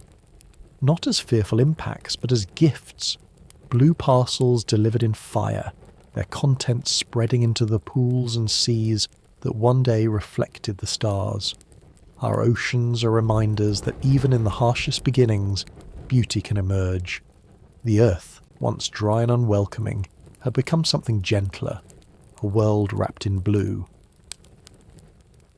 With oceans now spread across Earth's surface, the stage was set for something even more extraordinary. Water-filled craters, carved channels, and gathered into basins, shimmering beneath skies still heavy with volcanic haze. Lightning flickered across storms, minerals seeped into the seas from volcanic vents. The world was still harsh, yet within its turbulence lay quiet opportunities. From these waters, life would find its first foothold. Scientists have long wondered how lifeless chemistry transformed into biology. The leap from rocks and oceans to cells and organisms is so profound that it can feel like magic, and yet it is a story written in the very molecules that surround us. One of the most compelling ideas begins not in the shallows but in the depths, at alkaline hydrothermal vents on the ocean floor. These vents were not boiling cauldrons but gentle, porous structures, where warm, mineral-rich water seeped upward into the cooler sea. Their surfaces were riddled with tiny chambers, no larger than pinpricks, lined with minerals that acted like catalysts, encouraging reactions. Imagine these vents as natural laboratories, patient and persistent. Warmth provided energy, minerals offered structure, and the surrounding ocean supplied ingredients. Within the little pores and cavities, molecules began to gather, concentrate, and interact. Some reactions produced simple organic compounds. Others linked those compounds together into more complex structures. Over time, certain molecules learned to copy themselves, imperfectly at first, but enough to begin a cycle of persistence. It was as if tiny bubbles had begun to practice the art of memory, learning to repeat their shapes, to hold on to their patterns. These proto-cells, as scientists call them, were not alive in the way we think of life today. They did not swim, or feed, or think. They were fragile collections of molecules inside mineral compartments, subject to collapse and failure at any moment, and yet some endured. The natural gradients at the vents, differences in temperature and chemistry and energy, acted like batteries, supplying the drive for these bubbles to continue. Over countless cycles, the survivors refined their ability to copy and sustain themselves. Little by little, chemistry blurred into biology. If you picture a modern cell under a microscope, you see a bustling world. Walls built of membranes, energy flowing through channels, DNA carrying information like a script. All of that complexity traces back to these first simple bubbles. There, In the shadows of ocean ridges, the spark of self-sustaining patterns appeared. The tiny compartments provided safety, the constant flow of energy gave motion, and the chemistry of minerals lent structure. The first sparks of life were not grand or sudden, but slow, incremental and fragile.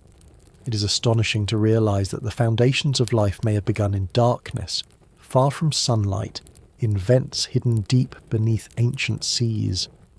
We often imagine life beginning in sunlight, in warm ponds or tidal pools, but here the story suggests a different scene. Black water, mineral towers, and gentle plumes of warmth rising into the cold. In that environment, life was not lit by the sun, but by the quiet energy of Earth's own heat. And yet, this beginning feels fitting.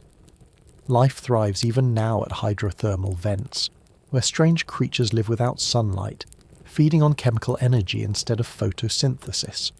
Giant tube worms, shrimp and crabs cluster around mineral spires, proof that Earth's furnace can sustain entire ecosystems. They are living echoes of the ancient chemistry that may have sparked the first proto-cells.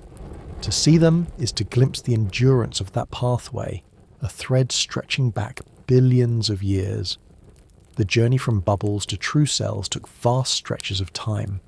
Molecules had to learn not only to copy themselves, but also to enclose their reactions within membranes, to regulate their flows of energy, to store information in stable molecules like RNA.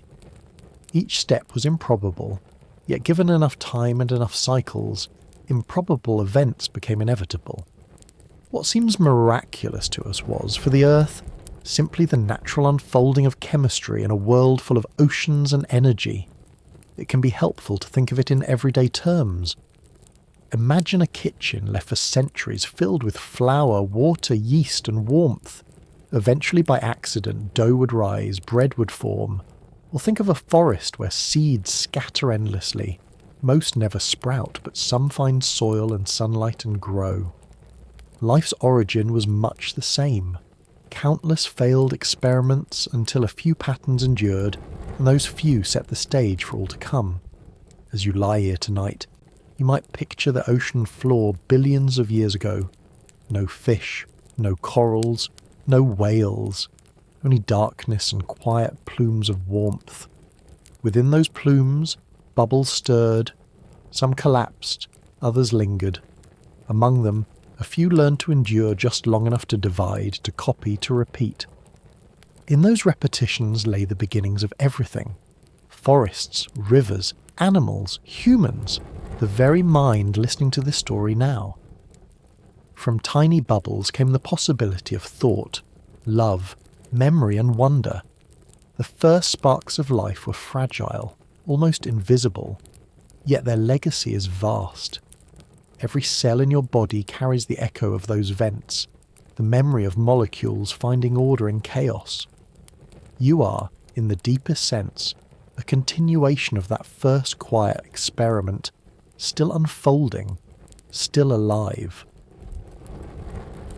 The story of life beginning at hydrothermal vents is compelling, a narrative of bubbles and chemistry, of heat and patience. And yet, even as scientists trace the pathways of molecules deep in the oceans, another possibility whispers at the edges of thought.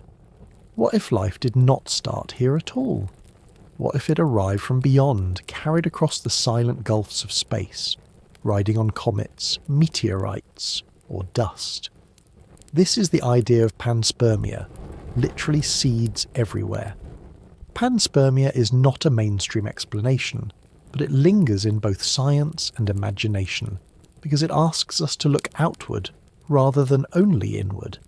It does not deny that chemistry can create life here. Rather, it suggests that the spark may have been lit elsewhere and carried to Earth like an ember. Perhaps the early Earth, battered by asteroids and comets, did not just receive water and minerals, but also tiny fragments of biology. Simple microbes, or at least the molecules that would help life gain its footing. The thought can feel audacious, almost like science fiction, yet it is built on real observations. We know that meteorites from Mars have fallen to Earth, carrying traces of the red planet's geology. In principle, the reverse could happen too. Rocks blasted from Earth by impacts might find their way to other worlds.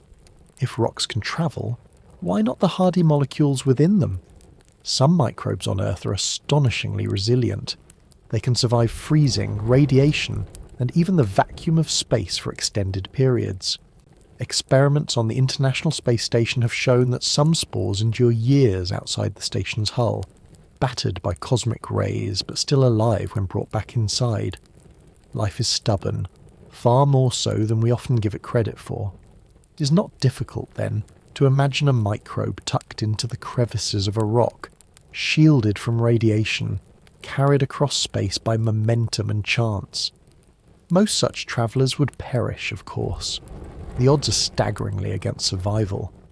Yet over millions of years, with billions of rocks exchanged, the improbable becomes possible. A few survivors could seed a new world. Even if panspermia occurred, it does not remove the mystery of life's origins. It only moves the question to another stage. If Earth's life began elsewhere, then where did that life begin?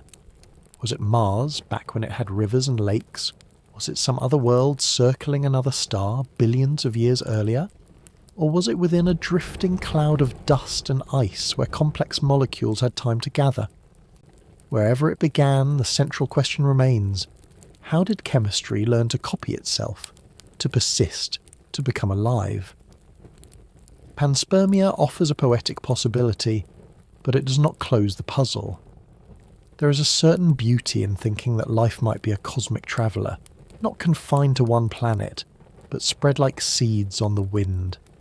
It softens the loneliness of the cosmos. If life is not an isolated accident, but a phenomenon that spreads wherever conditions allow, then perhaps the universe is more alive than it looks. Perhaps microbes drift quietly in the shadows of comets. Perhaps oceans beneath icy moons hold their own bubbles of chemistry, unrelated to ours yet born of the same cosmic ingredients. Perhaps the universe itself is less a desert and more a garden, though we have only glimpsed a single flower. On the other hand, there is also a quiet elegance in imagining life as purely local, as something Earth brewed in its own seas. The vents, the tides, the cycles of wet and dry, these are environments unique to our world, sculpted by our moon, our oceans, our geology. 2. Think that life rose from this very soil and water connects us more deeply to the planet itself. In that view, we are children of Earth in the most intimate way, born from its chemistry, sustained by its systems, inseparable from its fate. Whichever story you lean toward, life as a cosmic traveller or life as an earthborn child, both carry the same awe. Both insist that life is resilient, able to persist across extremes, able to rise from chaos and endure against odds. Whether carried in from afar or brewed here in quiet vents, life found a way. And once it began, it has never stopped experimenting, branching, evolving, and diversifying into the countless forms we see today. When you sip a glass of water or feel the pull of the tide, you're connected to that long chain of origins. You're either holding molecules delivered by comets that once whispered across the solar system, or you're touching the same chemistry that deep in Earth's vents learned to persist. Either way, you are cradling history older than mountains, older than oceans, older than the moon itself. As you imagine this tonight, let your thoughts drift outward. Picture comets sweeping through the sky, their tails streaming, icy surfaces hiding more than frozen water. Picture meteorites falling into early oceans, carrying not just stone but hidden parcels of complexity. Picture the stubbornness of life itself, refusing to surrender even when hurled across the cold and silent vacuum. Then, let your thoughts return inward, to the quiet sea floor, where bubbles once stirred, warmed by vents, guided by minerals, inching towards selfhood. 2 stories, perhaps intertwined, perhaps not. 2 ways of telling the same mystery, that from lifelessness came life, There may never be a final answer. Science may find clues, fragments, hints, but the very first steps of life may remain hidden in time, and perhaps that is all right. For sometimes mystery is not a problem to be solved, but a gift to be held. To wonder is its own form of connection, a way of remembering that we are part of something vast, improbable, and deeply beautiful. Life did not just appear, it endured. That endurance was not guaranteed. Many conditions had to align, many cosmic accidents had to fall into place, and together they created a balance fragile enough that without even one of them, Earth might have remained barren rock. To look at life today, forests swaying in wind, whales moving through oceans, your own breath rising and falling, is to look at a delicate equation, one that happened to balance in just the right way. The first element of this equation is distance. Earth orbits the Sun at just the right range, not so close that water boiled away, not so far that oceans freeze solid. Astronomers call this the habitable zone, but you might think of it as the porridge in the Goldilocks story. Neither too hot nor too cold. Venus, orbiting closer, is wrapped in heat so fierce that lead would melt on its surface. Mars, orbiting farther, has water locked mostly in ice, its thin atmosphere unable to keep it warm. Earth's orbit lies in between, and that narrow strip of possibility is where life took hold. But distance alone is not enough. The Sun itself had to be stable, neither too violent nor too weak. Stars far larger burn furiously and die too quickly, leaving no time for life to arise. Smaller stars endure longer, but their light can be dim and unstable, flaring unpredictably. Our Sun is a gentle middle child, bright enough to warm, steady enough to endure for billions of years, quiet enough to let life grow without constant catastrophe. It is a rare kind of star, and we are fortunate to orbit one. There is also the matter of Earth's tilt. Without the Moon, Earth's axis might wander wildly over time, swinging from one angle to another. Seasons would become extreme, climates unstable. But the Moon steadies us, its gravity keeping the tilt at a gentle 23.5 degrees.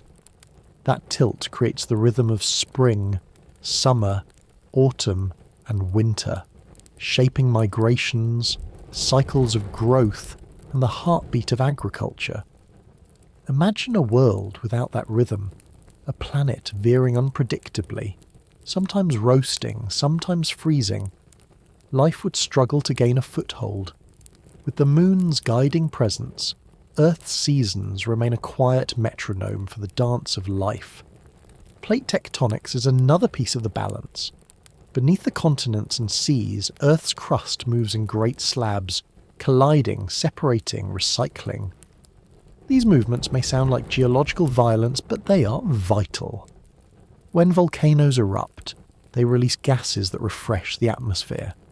When continents shift, nutrients are cycled, mountains rise and erode, minerals are scattered into oceans. Without this constant recycling, Earth might have become a stagnant planet, with oceans drained of nutrients and air too thin or too thick to breathe. Mars, smaller and geologically quieter, may have faltered in part because its tectonic cycle ended too soon. Earth endures because its interior still breathes. The magnetic field too plays its part. Generated by the churning iron of the core, it shields the atmosphere from the erosive power of solar winds. Without it, the air we depend on might have been stripped away long ago. Mars again offers a cautionary tale.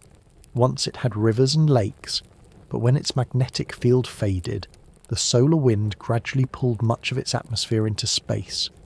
Today it is dry and thin, a ghost of what it once was. Earth, protected by its shield, remains wrapped in sky. Even the presence of water, abundant and fluid, was not inevitable. Delivered by asteroids and comets, held by Earth's gravity, preserved by its temperature, it became the solvent in which life's chemistry played out. Without water, there can be no cells, no oceans, no rain to feed the soil. With it, we have rivers, storms, tides, and the soft cycle of evaporation and rain that keeps Earth alive. Each drop of water is ancient, older than mountains, older than Earth itself, yet here it falls as rain, fills as lakes, freezes as glaciers, and runs as blood in your veins. All these factors, the right distance, the steady star, the moon's balance, tectonic recycling, magnetic protection, the delivery of water, layer together like the threads of a woven fabric. If even one had been absent, Earth might not have been the cradle it became.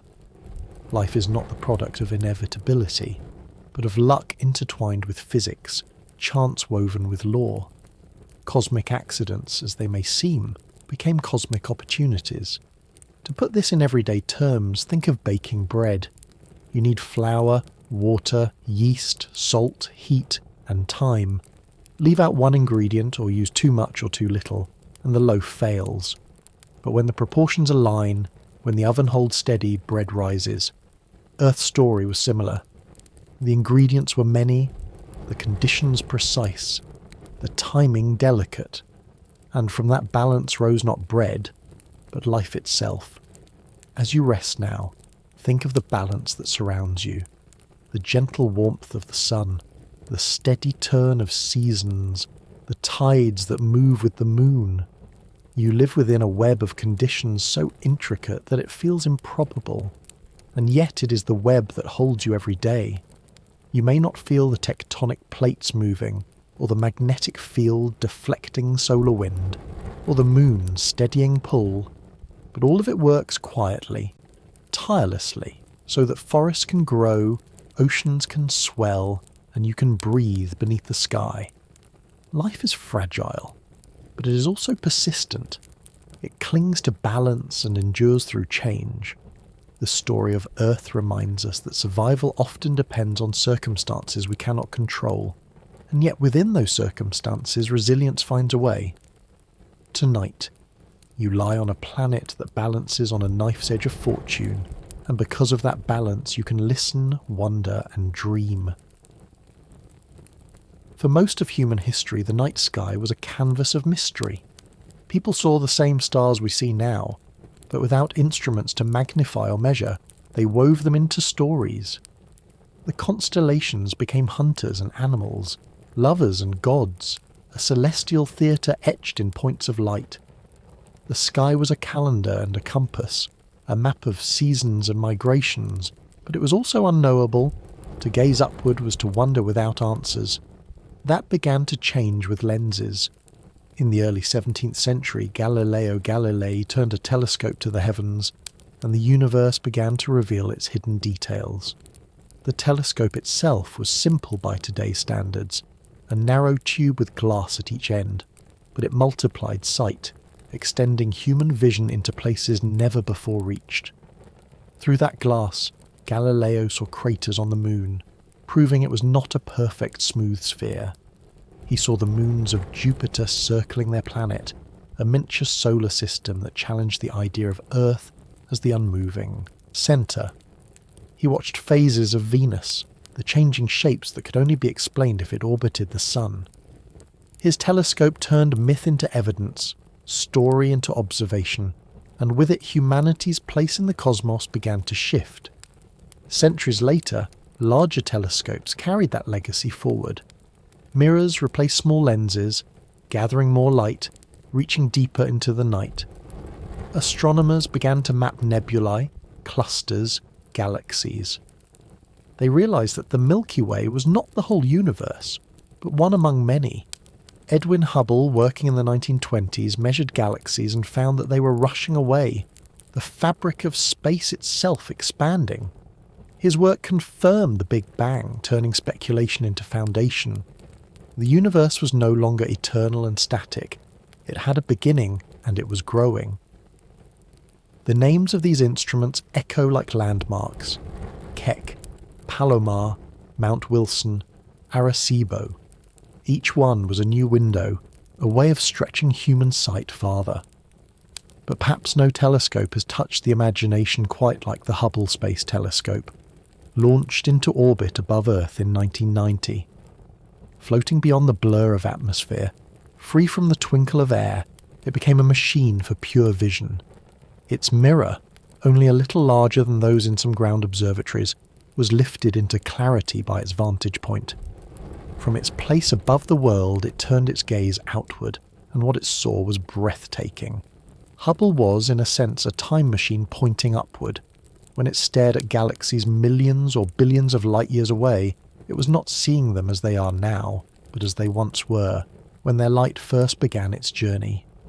Light travels at a finite speed, and distance is time. To look far is to look back. And so the Hubble's images showed the universe not as a snapshot of the present, but as an album of the past, galaxies caught in youth, colliding, merging, or just beginning to spin. One of its most famous achievements was the Hubble Deep Field.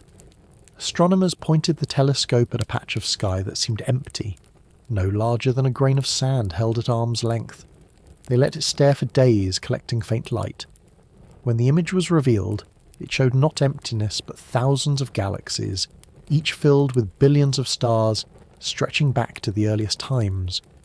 The photograph became an icon, proof that the universe is vast beyond comprehension, filled with worlds upon worlds. A void had become a garden. Modern telescopes have only deepened this vision. The James Webb Space Telescope, launched decades later, now peers even further, its infrared eyes slipping through dust, glimpsing the birth of stars, tracing galaxies as they formed in the first billion years. On Earth, arrays of dishes listen for radio whispers, catching pulses from neutron stars and echoes of the cosmic background. Networks of observatories measure ripples in space-time itself, gravitational waves from colliding black holes. Humanity's senses have grown not just sharper but broader, extending into realms invisible to the naked eye. And yet, even as the instruments become more powerful, the feeling remains the same. To look at the night sky through them is to read ancient footprints in sand, impressions left long ago, carried across the distance. Each photon that enters a telescope began its journey before humans walked the Earth, before the Earth itself had cooled, before the sun was lit. To catch that photon now is to hold history in your hands, to glimpse a moment from the universe's diary. It is worth pausing to think how remarkable this is. A being made of carbon and water, living on a small rocky world, has built glass and metal, mirrors and detectors, and turned them upward to discover that the universe has a beginning, that galaxies bloom, that stars live and die, that the cosmos itself expands. The journey from Galileo's tube to Webb's golden mirrors is only a few centuries, a breath compared to cosmic time, and yet it has transformed our understanding of existence. And so we find ourselves in the age of knowing, or perhaps better, the age of learning. For each answer brings more questions, each image more mysteries. The sky is no longer just a canvas of myths. It is a laboratory, a record, a mirror. And still it is beautiful. Still it inspires awe, as it did for those who saw hunters and lovers among the stars. The difference now is that we also see the footprints of galaxies, the echoes of creation, the long story of time itself unfolding above us. As you listen tonight, imagine holding that grain of sand at arm's length, knowing that in the space it covers lie thousands of galaxies. Imagine Hubble, silent above Earth, staring patiently, turning darkness into revelation. Imagine Galileo, centuries ago, peering through his handmade tube and sketching moons of Jupiter. From his drawings to our deep fields, the story is continuous. It is the story of human eyes turned upward, seeking, wondering, reading the sky as if it were a book written for us to open. And perhaps, in a sense, it was. For much of the 20th century, astronomers believed they had grasped the broad outline of the universe's story. The cosmos was expanding as Hubble had shown, and gravity would, in time, dictate its fate. Some thought that expansion might slow, halted by the mutual pull of galaxies, until everything reversed into a collapse, a big crunch. Others thought expansion might continue forever, gradually slowing but never stopping, stretching into a cold and distant future. Either way, gravity was the hand steering the course. That seemed certain. And then, in the late 1990s, the universe revealed a secret that changed everything. The discovery began with supernovae, those brilliant explosions that mark the deaths of massive stars. Certain kinds, called Type A supernovae, explode with nearly the same intrinsic brightness each time, like identical light bulbs placed across the sky. By comparing how bright they appear to us, astronomers can measure their distances, and by studying the redshift of their light, they can see how fast the universe has stretched since the light left them. In essence, supernovae became mile markers on the road of cosmic expansion, allowing scientists to chart how the universe's speed has changed over time. Two teams, working independently, set out to measure that change. They expected to find a slowdown, the natural consequence of gravity tugging on every galaxy. What they found instead was astonishing. The distant supernovae were fainter than expected, not because their light had dimmed, but because they were farther away than gravity alone could explain. The universe was not just expanding, it was expanding faster than before. Expansion was accelerating, as if some invisible hand were pressing its foot gently on the cosmic accelerator. The announcement in 1998 shook cosmology. Gravity had always been the great decelerator, the force pulling things together. What could oppose it, not just balancing it, but overcoming it? Astronomers gave the mystery a name: dark energy. A phrase more placeholder than explanation, it signified a force or effect that drives expansion faster and faster, stretching space itself. It makes up nearly 70% of the universe, and yet we cannot see it, cannot touch it, cannot describe it with certainty. It is, as one physicist said, the most important thing we do not know. To imagine dark energy, picture a balloon. If you blow it up and stop, its rubber resists further expansion and the balloon slows. But if something unseen inside keeps pushing, stronger over time, the balloon does not slow. It speeds up. Space is that balloon, galaxies as dots upon its surface, and dark energy is the strange push that accelerates its growth. We do not know its origin, only that its whisper can be read in the light of distant stars. Further evidence came from the Planck satellite, which mapped the faint variations in the cosmic microwave background. Those ripples, tiny temperature differences left over from the universe's infancy, carry within them the imprint of how the universe would grow. By comparing them with the structures we see today, astronomers found that an extra ingredient was required, something pushing outward, shaping the universe's destiny. Dark energy fit the missing piece. The Planck data suggested not only that it exists, but that it dominates. Our cosmos is not mainly stars or galaxies, but something invisible, an expansive pressure woven into the fabric of space-time. What exactly it is remains unknown. Some suggest it may be a property of space itself, a kind of vacuum energy that persists even when all matter is gone. Others propose new fields or forces, subtle but universal. It may even be that our theories of gravity are incomplete, that the equations bend differently at cosmic scales than we expect. The truth is we do not yet know, and perhaps that not knowing is part of the story. For the universe is under no obligation to reveal all its secrets at once. It can be unsettling to think that 70% of everything is a mystery, but there is also a quiet comfort. The universe is not finished with us.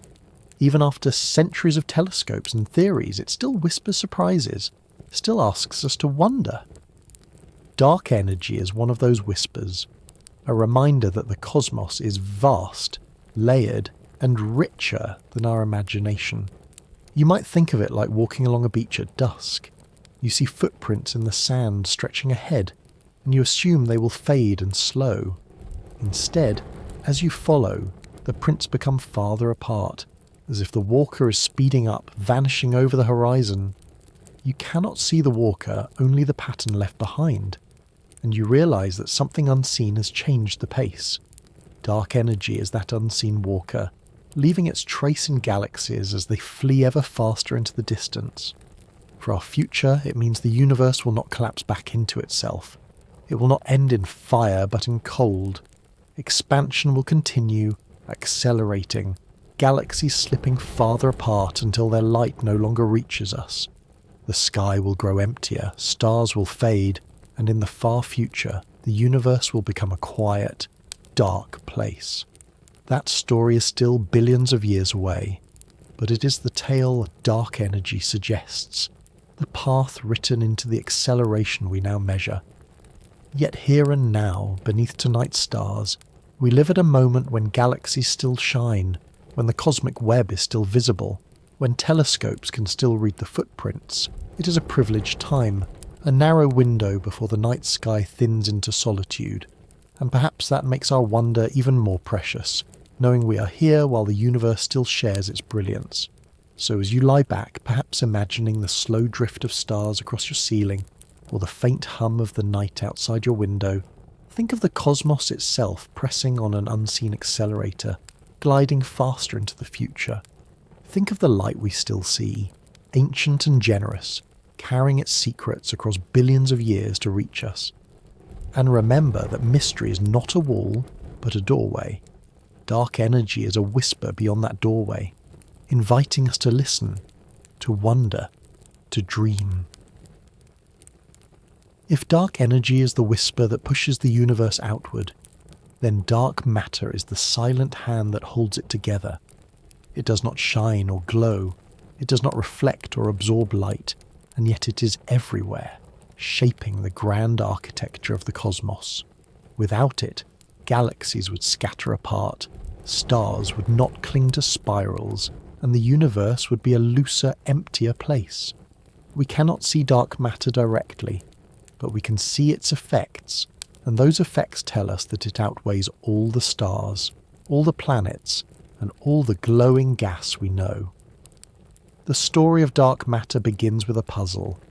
In the 1930s, astronomer Fritz Zwicky studied clusters of galaxies, vast families bound together by gravity. He noticed that the galaxies within them were moving too fast to be held by the visible matter alone. Something unseen must be adding gravity, an invisible glue keeping the clusters intact. Decades later, in the 1970s, Vera Rubin confirmed the mystery on smaller scales. She measured how stars moved in spiral galaxies, and found that they did not slow at the edges as expected. Instead, they kept circling just as quickly, as if the galaxies were wrapped in unseen halos of mass. Imagine a carousel at a fairground. If only the brightly painted horses were present, you would expect the ride to slow near the edges. But if the outer seats move just as swiftly as the inner ones, you know that something unseen is supporting the whole. Dark matter is that support, the hidden structure turning the cosmic carousel. Over the years, evidence has grown. Maps of the cosmic microwave background show that dark matter was already present in the early universe, guiding the formation of galaxies. Observations of colliding clusters, such as the Bullet cluster, reveal that the bulk of mass passes through without interacting, separating from the hot gas we can see. Even gravitational lensing, the way light bends as it passes by mass, traces invisible patterns of dark matter, bending starlight into arcs and smears around galaxy clusters. Every test seems to point to the same conclusion. Most of the matter in the universe is not the kind we know, and yet its nature remains elusive. It is not made of atoms. It does not shine, burn, or react with light. It passes through us, through Earth, through stars without notice. Physicists suspect it may be composed of particles we have not yet detected, perhaps WIMPs, weakly interacting massive particles, or axions, or some other exotic species still unknown. Deep underground laboratories wait in silence, filled with detectors, hoping for a faint collision between dark matter and ordinary matter, but so far the universe has not revealed its secret. To explain it softly, you might imagine a human skeleton. The skeleton itself is not visible beneath skin and muscle, but without it, the body would collapse. Galaxies are the luminous flesh, and dark matter is the skeleton. Unseen, but essential, giving structure and stability. Without it, the graceful spirals we admire would fly apart, their stars scattering like sparks. With it, the spirals hold their shape, arms curling elegantly through the void. Dark matter contrasts with dark energy in a kind of cosmic balance. One holds galaxies together, the other drives galaxies apart. One is an inward pull, the other an outward push. Together they dominate the universe, even though neither can be touched or seen. Stars, planets, and all the bright things make up only a tiny fraction, a frosting on a much larger cake. We're dazzled by the glow of galaxies, but most of what exists is silent and hidden. There is something humbling in that thought. We like to think of ourselves as creatures who know, who illuminate the dark. But the truth is, most of the universe is still mysterious. We live in the small slice that happens to shine, while the majority moves unseen around us. It is as if we were studying an orchestra in a great hall, hearing only a few instruments while the majority play in silence, their music woven into the structure of the whole. Even so, dark matter leaves its fingerprints everywhere. Look at the great web of galaxies stretched across the universe. Filaments and clusters linking vast voids. That web is the trace of dark matter, the pattern it imprinted as it guided matter into place. Hydrogen fell along its invisible scaffolding, stars ignited in its knots, galaxies bloomed on its strands. Without dark matter's hidden hand, the universe would not have its intricate lacework. It would be scattered, thin, uneventful. The cosmic web is, in a sense, the portrait of dark matter painted with the ink of galaxies. Everyday life may seem far from these mysteries, but they touch you nonetheless. When you see the Milky Way arching across a dark sky, you're looking at a spiral whose arms are held in place by unseen mass. When you look at photographs of distant clusters, you're seeing arcs of light bent by gravity that belongs mostly to dark matter. Even as you sit here now, listening, dark matter particles may be drifting through your body by the thousands each second, unnoticeable, indifferent, silent. You are bathed in mystery every moment, and yet you live comfortably within it. Perhaps that is one of the quiet lessons of dark matter, that not everything essential must be visible, that the unseen can be more fundamental than the seen, that the structures we depend on are not always obvious. Just as trust holds friendships, or memories hold identities, so too dark matter holds the cosmos, silent, invisible, but indispensable. So tonight, as you close your eyes, imagine the stars of the Milky Way as lanterns hung along invisible beams. Picture galaxies clinging to a hidden skeleton, spirals wrapped around an unseen frame. Picture the entire cosmic web as lace embroidered on the loom of dark matter, stretching farther than any telescope can see, and let the thought bring not unease but comfort. The universe is richer than appearances, deeper than sight, filled with quiet presences that shape and sustain. You may not see them, but they are there, holding everything in place. The universe has been expanding since its beginning, stretching space itself, carrying galaxies apart like leaves drifting on a widening pond. But expansion cannot last forever without consequence. For much of history, scientists assumed the story would eventually come full circle, that gravity would slow the drift and pull everything back together. Others wondered if the outward motion might continue endlessly, thinning the universe into quiet emptiness.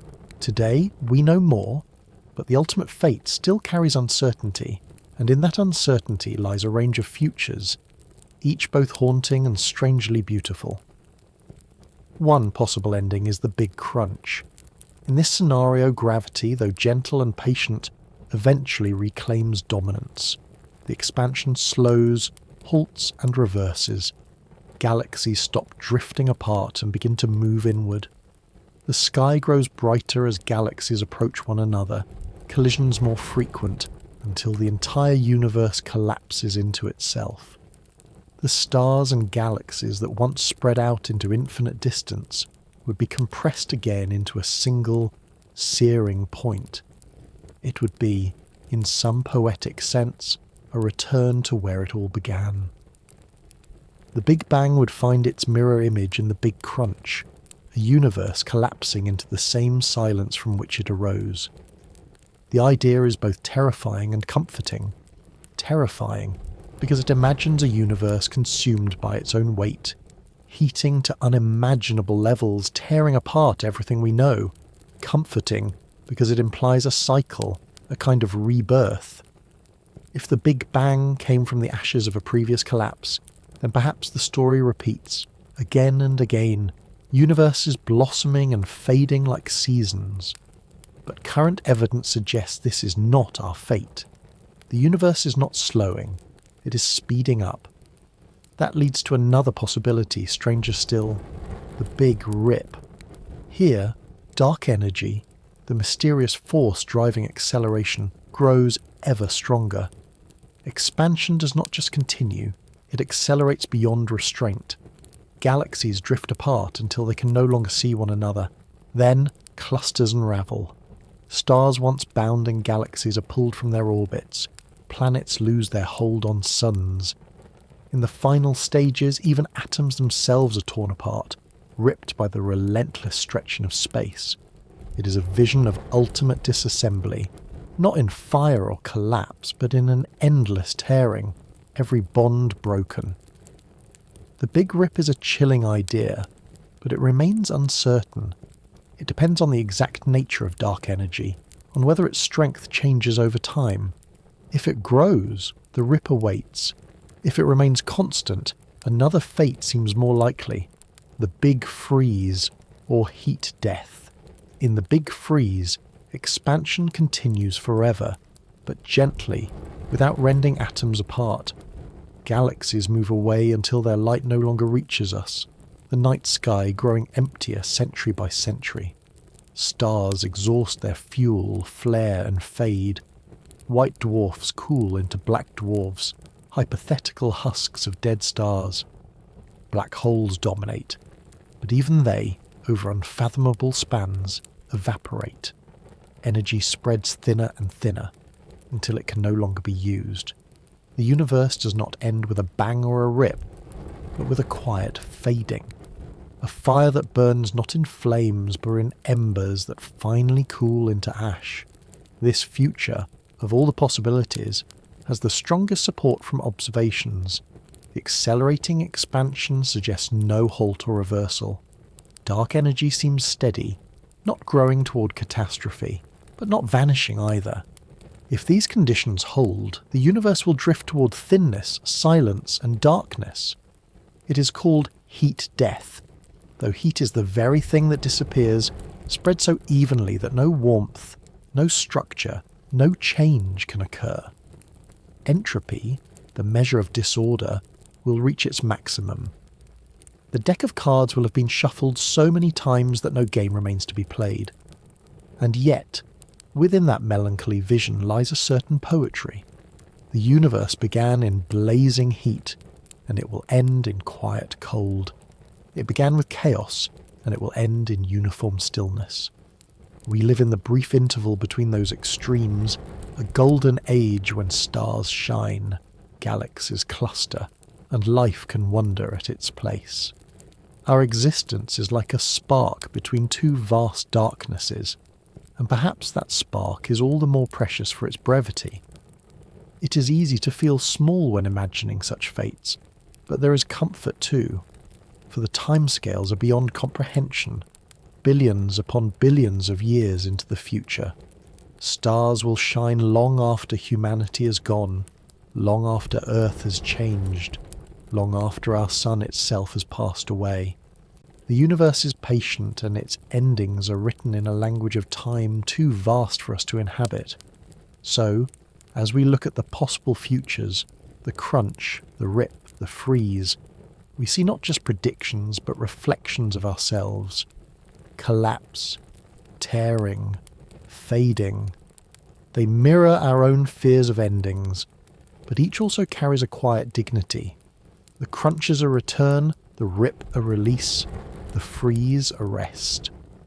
Whatever awaits, the cosmos will carry it with the same inevitability with which it carried its beginnings.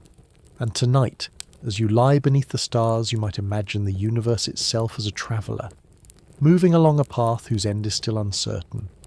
Whether that end is fire, tearing, or silence, the journey remains beautiful.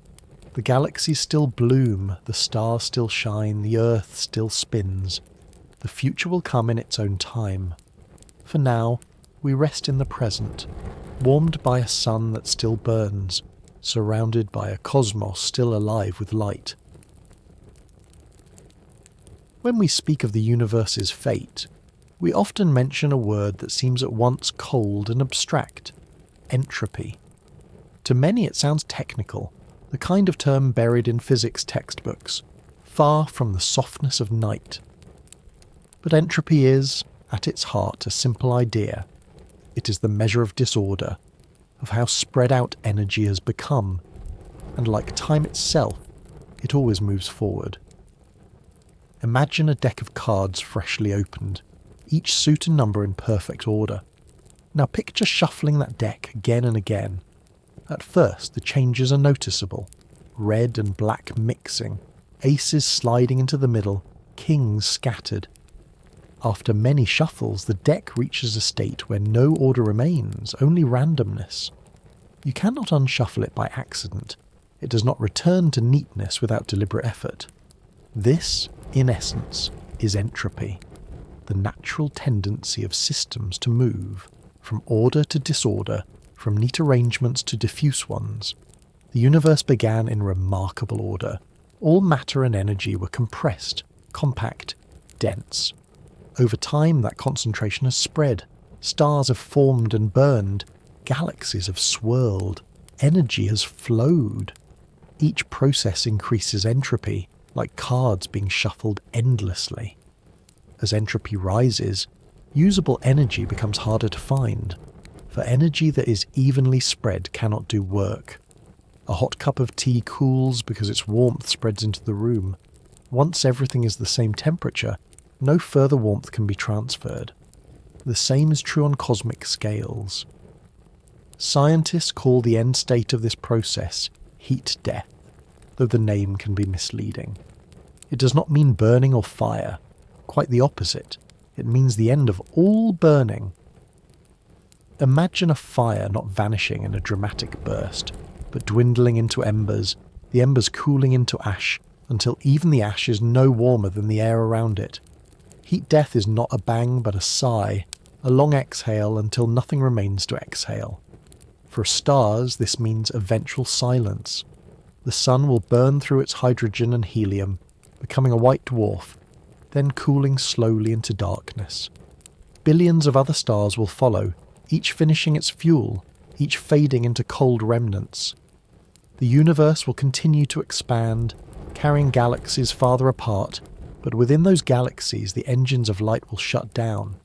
Over unimaginable spans of time, only the faint glow of cooling embers will remain. Even black holes, those titans of gravity, will not last forever. Though they seem eternal, even they leak energy slowly through what Stephen Hawking called Hawking radiation. It is a trickle so slight that it will take longer than the current age of the universe for even a small black hole to vanish. But time is patient. Eventually they too will evaporate, leaving only faint whispers of radiation behind. At that point, entropy will be nearly complete. Energy will be so evenly spread across space that no gradients remain, no differences that can drive processes, no flows of heat, no sparks of motion. The universe will still exist, but it will be silent, inert, a place where nothing new can arise. The deck of cards will have been shuffled beyond recognition. Every game ended. This picture might sound bleak, but it is worth pausing to notice the quiet beauty within it. Entropy is not destruction so much as transformation.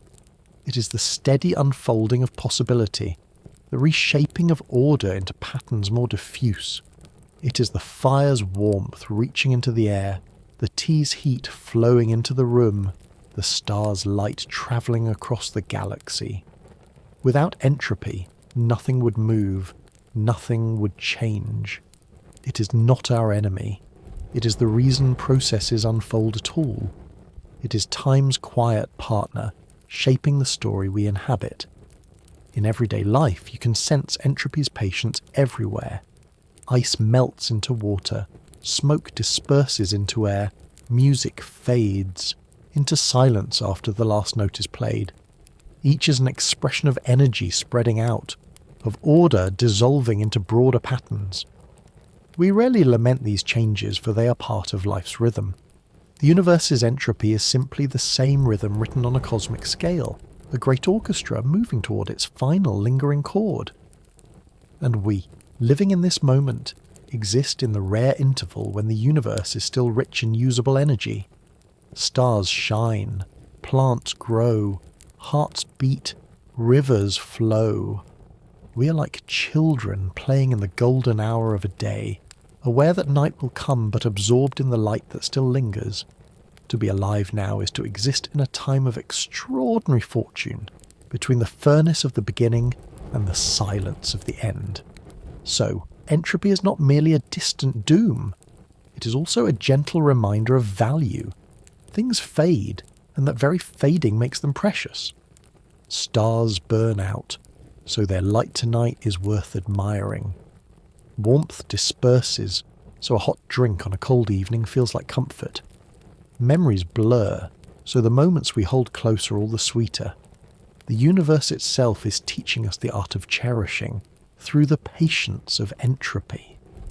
As you listen now, perhaps with your own energy winding down toward rest, think of entropy not as menace but as lullaby.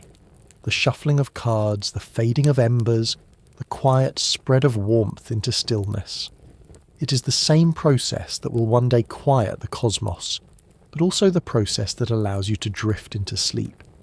Disorder, spread, diffusion, they're not frightening here. They're gentle, inevitable, and strangely comforting.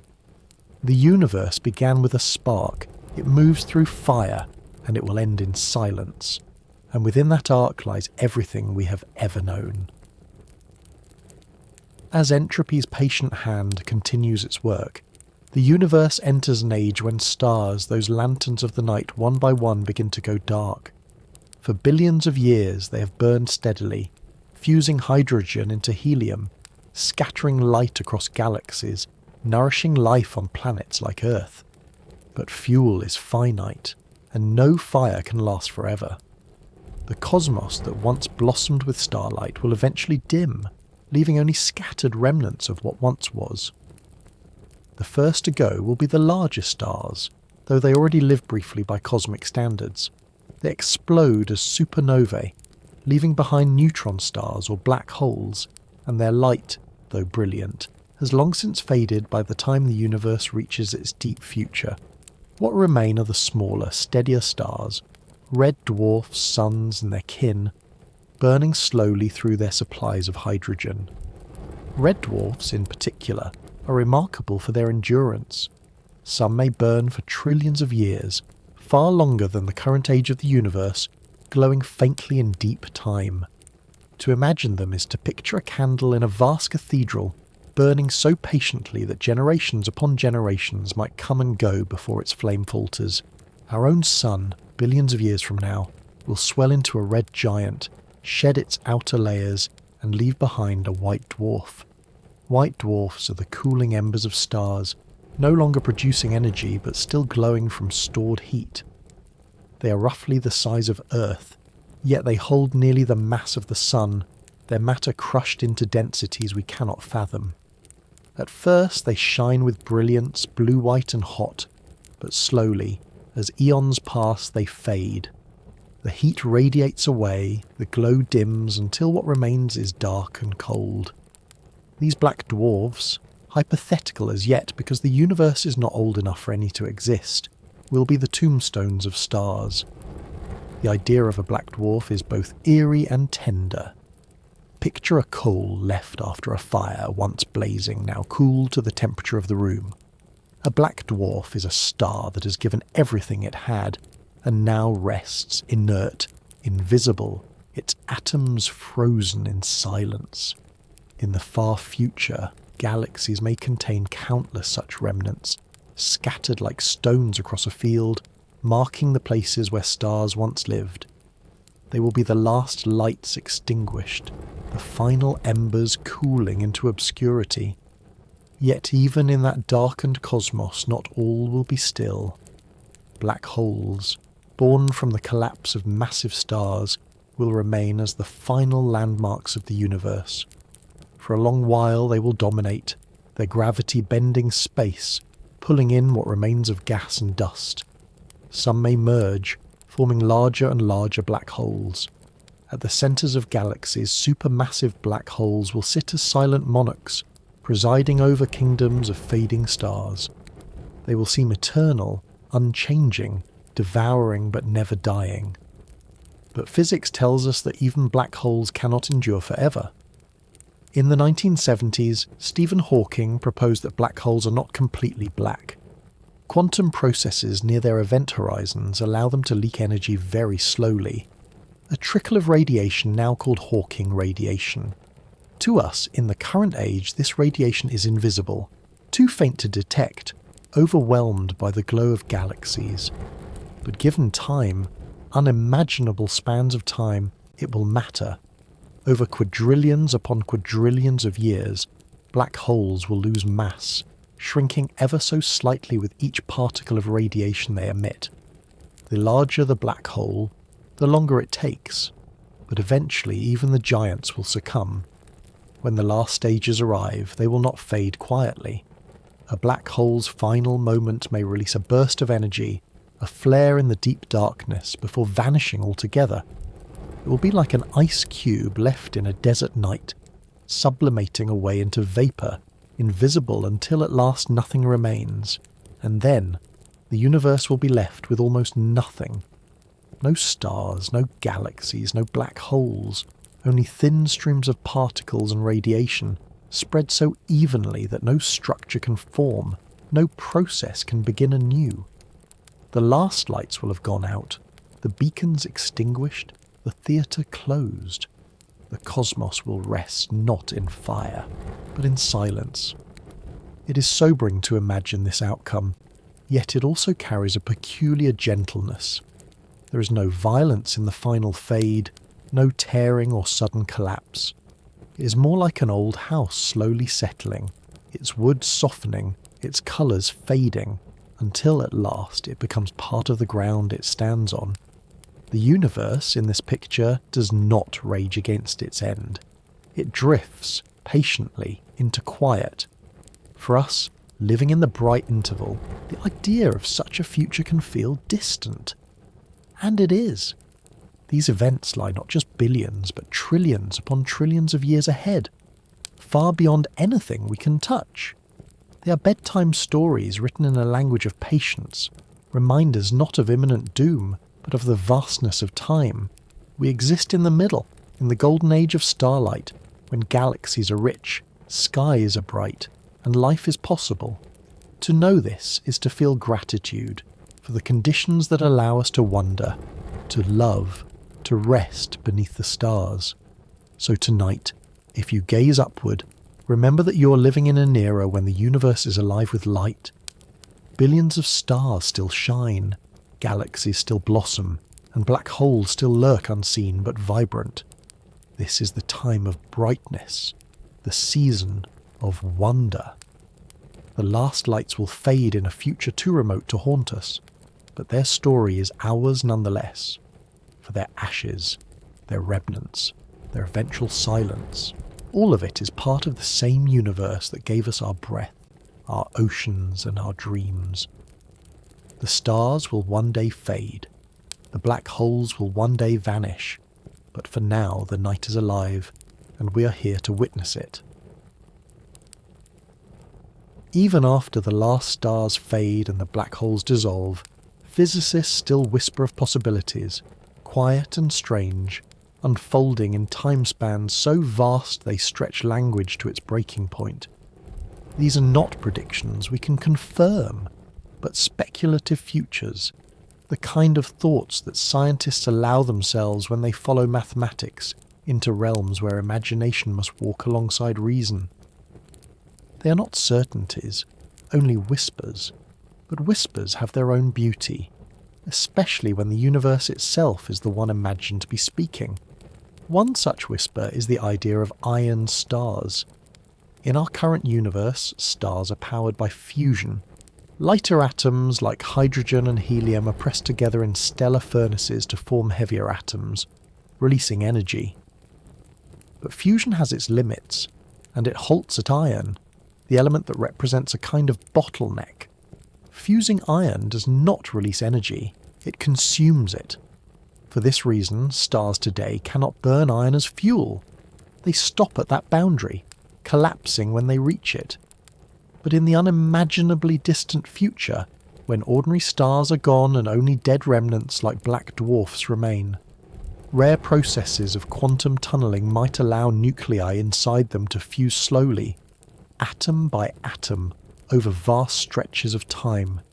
Imagine an ember that refuses to fully cool, flickering not with fire but with the quietest quantum possibilities. These black dwarfs, long thought extinguished, might still undergo reactions deep within their cores, producing iron, turning themselves into iron stars, objects made almost entirely of the element that resists further fusion. It's an idea more poetic than practical, for the timescales are beyond imagining, numbers with dozens of zeros, so long that the very word trillions feels too small. But it is one way of saying that even silence may not be absolute, that even when stars are gone, matter may still murmur. Another whisper comes from the idea of quantum tunneling itself. In our everyday experience, barriers stop us. A ball will not roll through a wall. A stone will not slip through glass. But at the quantum level, particles are less obedient. They can sometimes tunnel through barriers, appearing on the other side even when classical physics says they should not. This strangeness is already part of the world we know. Without quantum tunneling, the nuclear reactions that power stars would not occur at all. In the deep future, tunneling might allow protons themselves to decay, or fuse, reshaping matter in ways we can barely imagine. The universe could still be active, not with stars blazing or galaxies colliding, but with particles quietly shifting, rare events happening across endless spans. There are whispers too of processes called muon catalysis, exotic reactions where heavier cousins of electrons can momentarily allow fusion to occur more easily. In the cold, dark reaches of a dying cosmos, such rare processes might flicker, igniting tiny sparks of energy where none seemed possible. They would not light the sky, but they would be embers in the ashes, the faintest signs that even in decline, the universe carries traces of its restless creativity. It is easy to dismiss such visions as speculation stacked upon speculation, castles built on fog, and yet they carry a kind of poetry. They remind us that the story may never be simple, that endings may carry footnotes, that silence may still be threaded with murmurs. If the future holds iron stars or tunneling atoms or tiny flashes of fusion, then perhaps the cosmos will never be entirely still, even when it has grown colder than any winter we can imagine. Think of it as listening to an old house at night. The fire has gone out, the lights are dim, but if you sit quietly you hear creaks in the wood, soft groans in the beams, whispers of motion still present. The universe, even at its most exhausted, may still sigh, still murmur, still shift in ways so rare and so slow that only mathematics can hear them. And if atoms themselves continue to whisper, then we too are part of that story.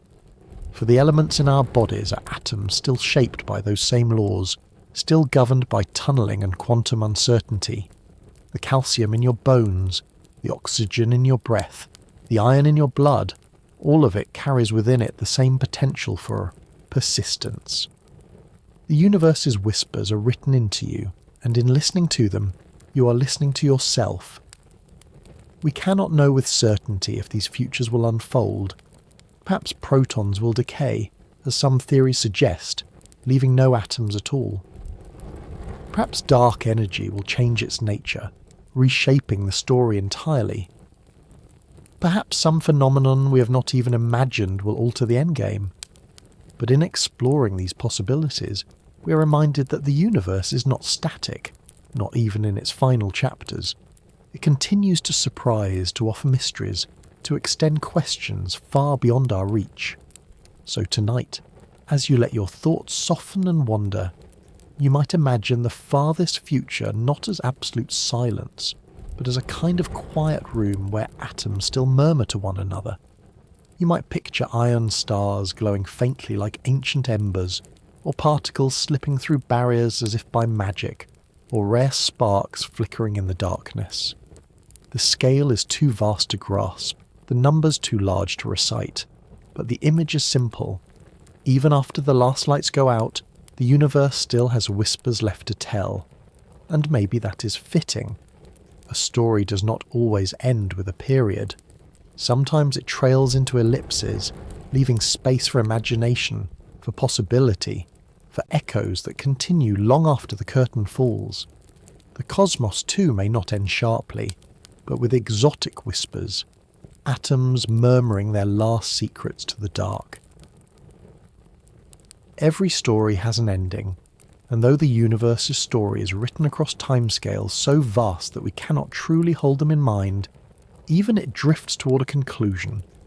Not a dramatic finale of fire and fury, not a sudden collapse, but a soft, inevitable quieting. As entropy reaches its final peak, as energy spreads too thin to kindle anything new, the cosmos will settle into rest. The fire that once roared at the beginning, that burned in stars and flared in galaxies, will have cooled into silence. The universe will not vanish, but it will sleep.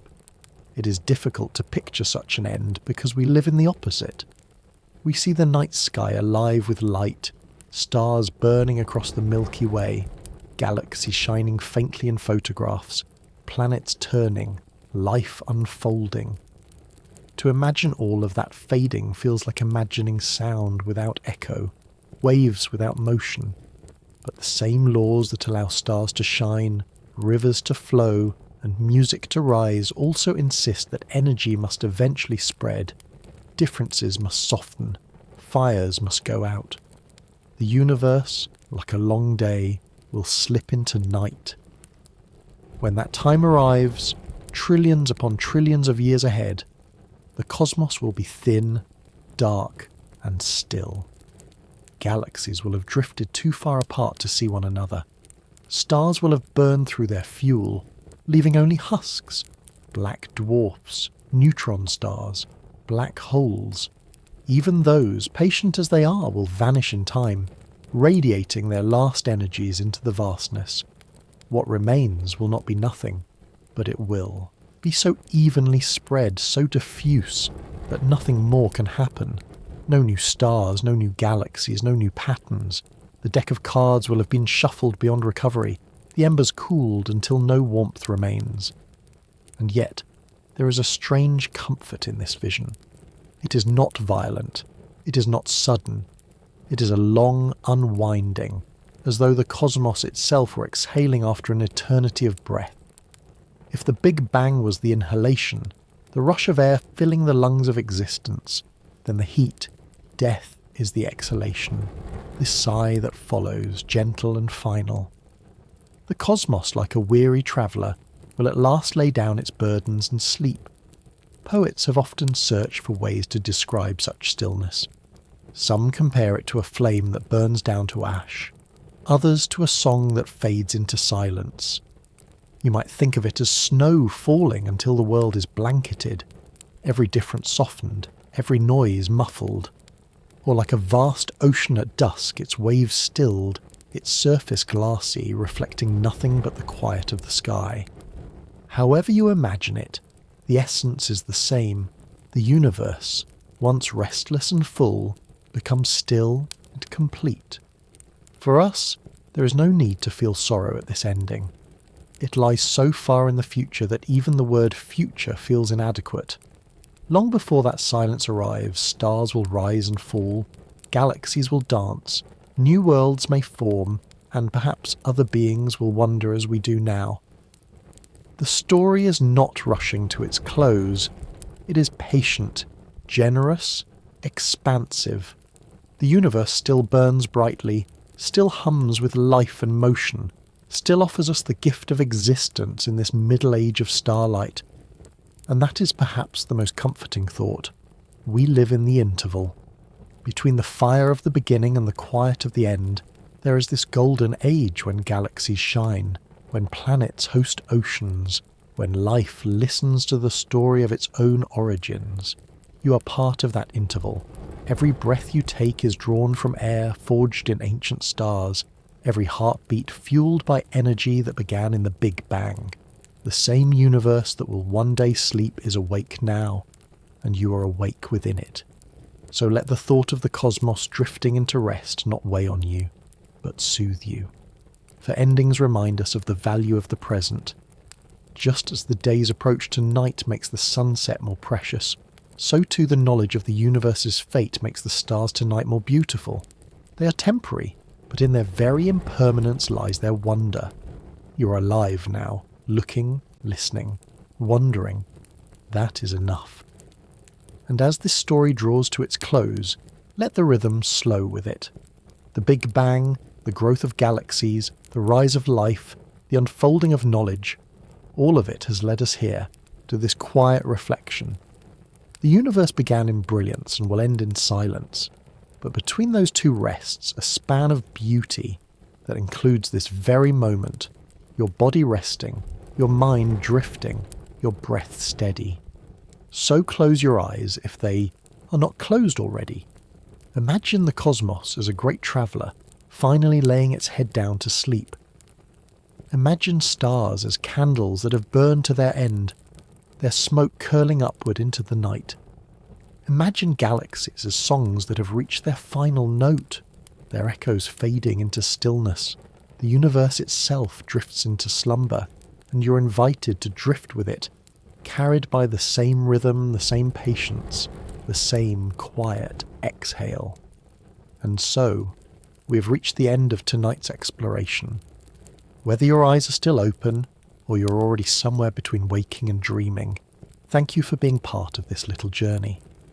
If you'd like to join me again for more gentle wanderings, you are always welcome to subscribe or share this with someone who could use a peaceful pause. Time has a way of slipping through our fingers, but here, in this quiet moment, it's just you and the soft hush of rest. Sleep peacefully, wherever and whenever you may be.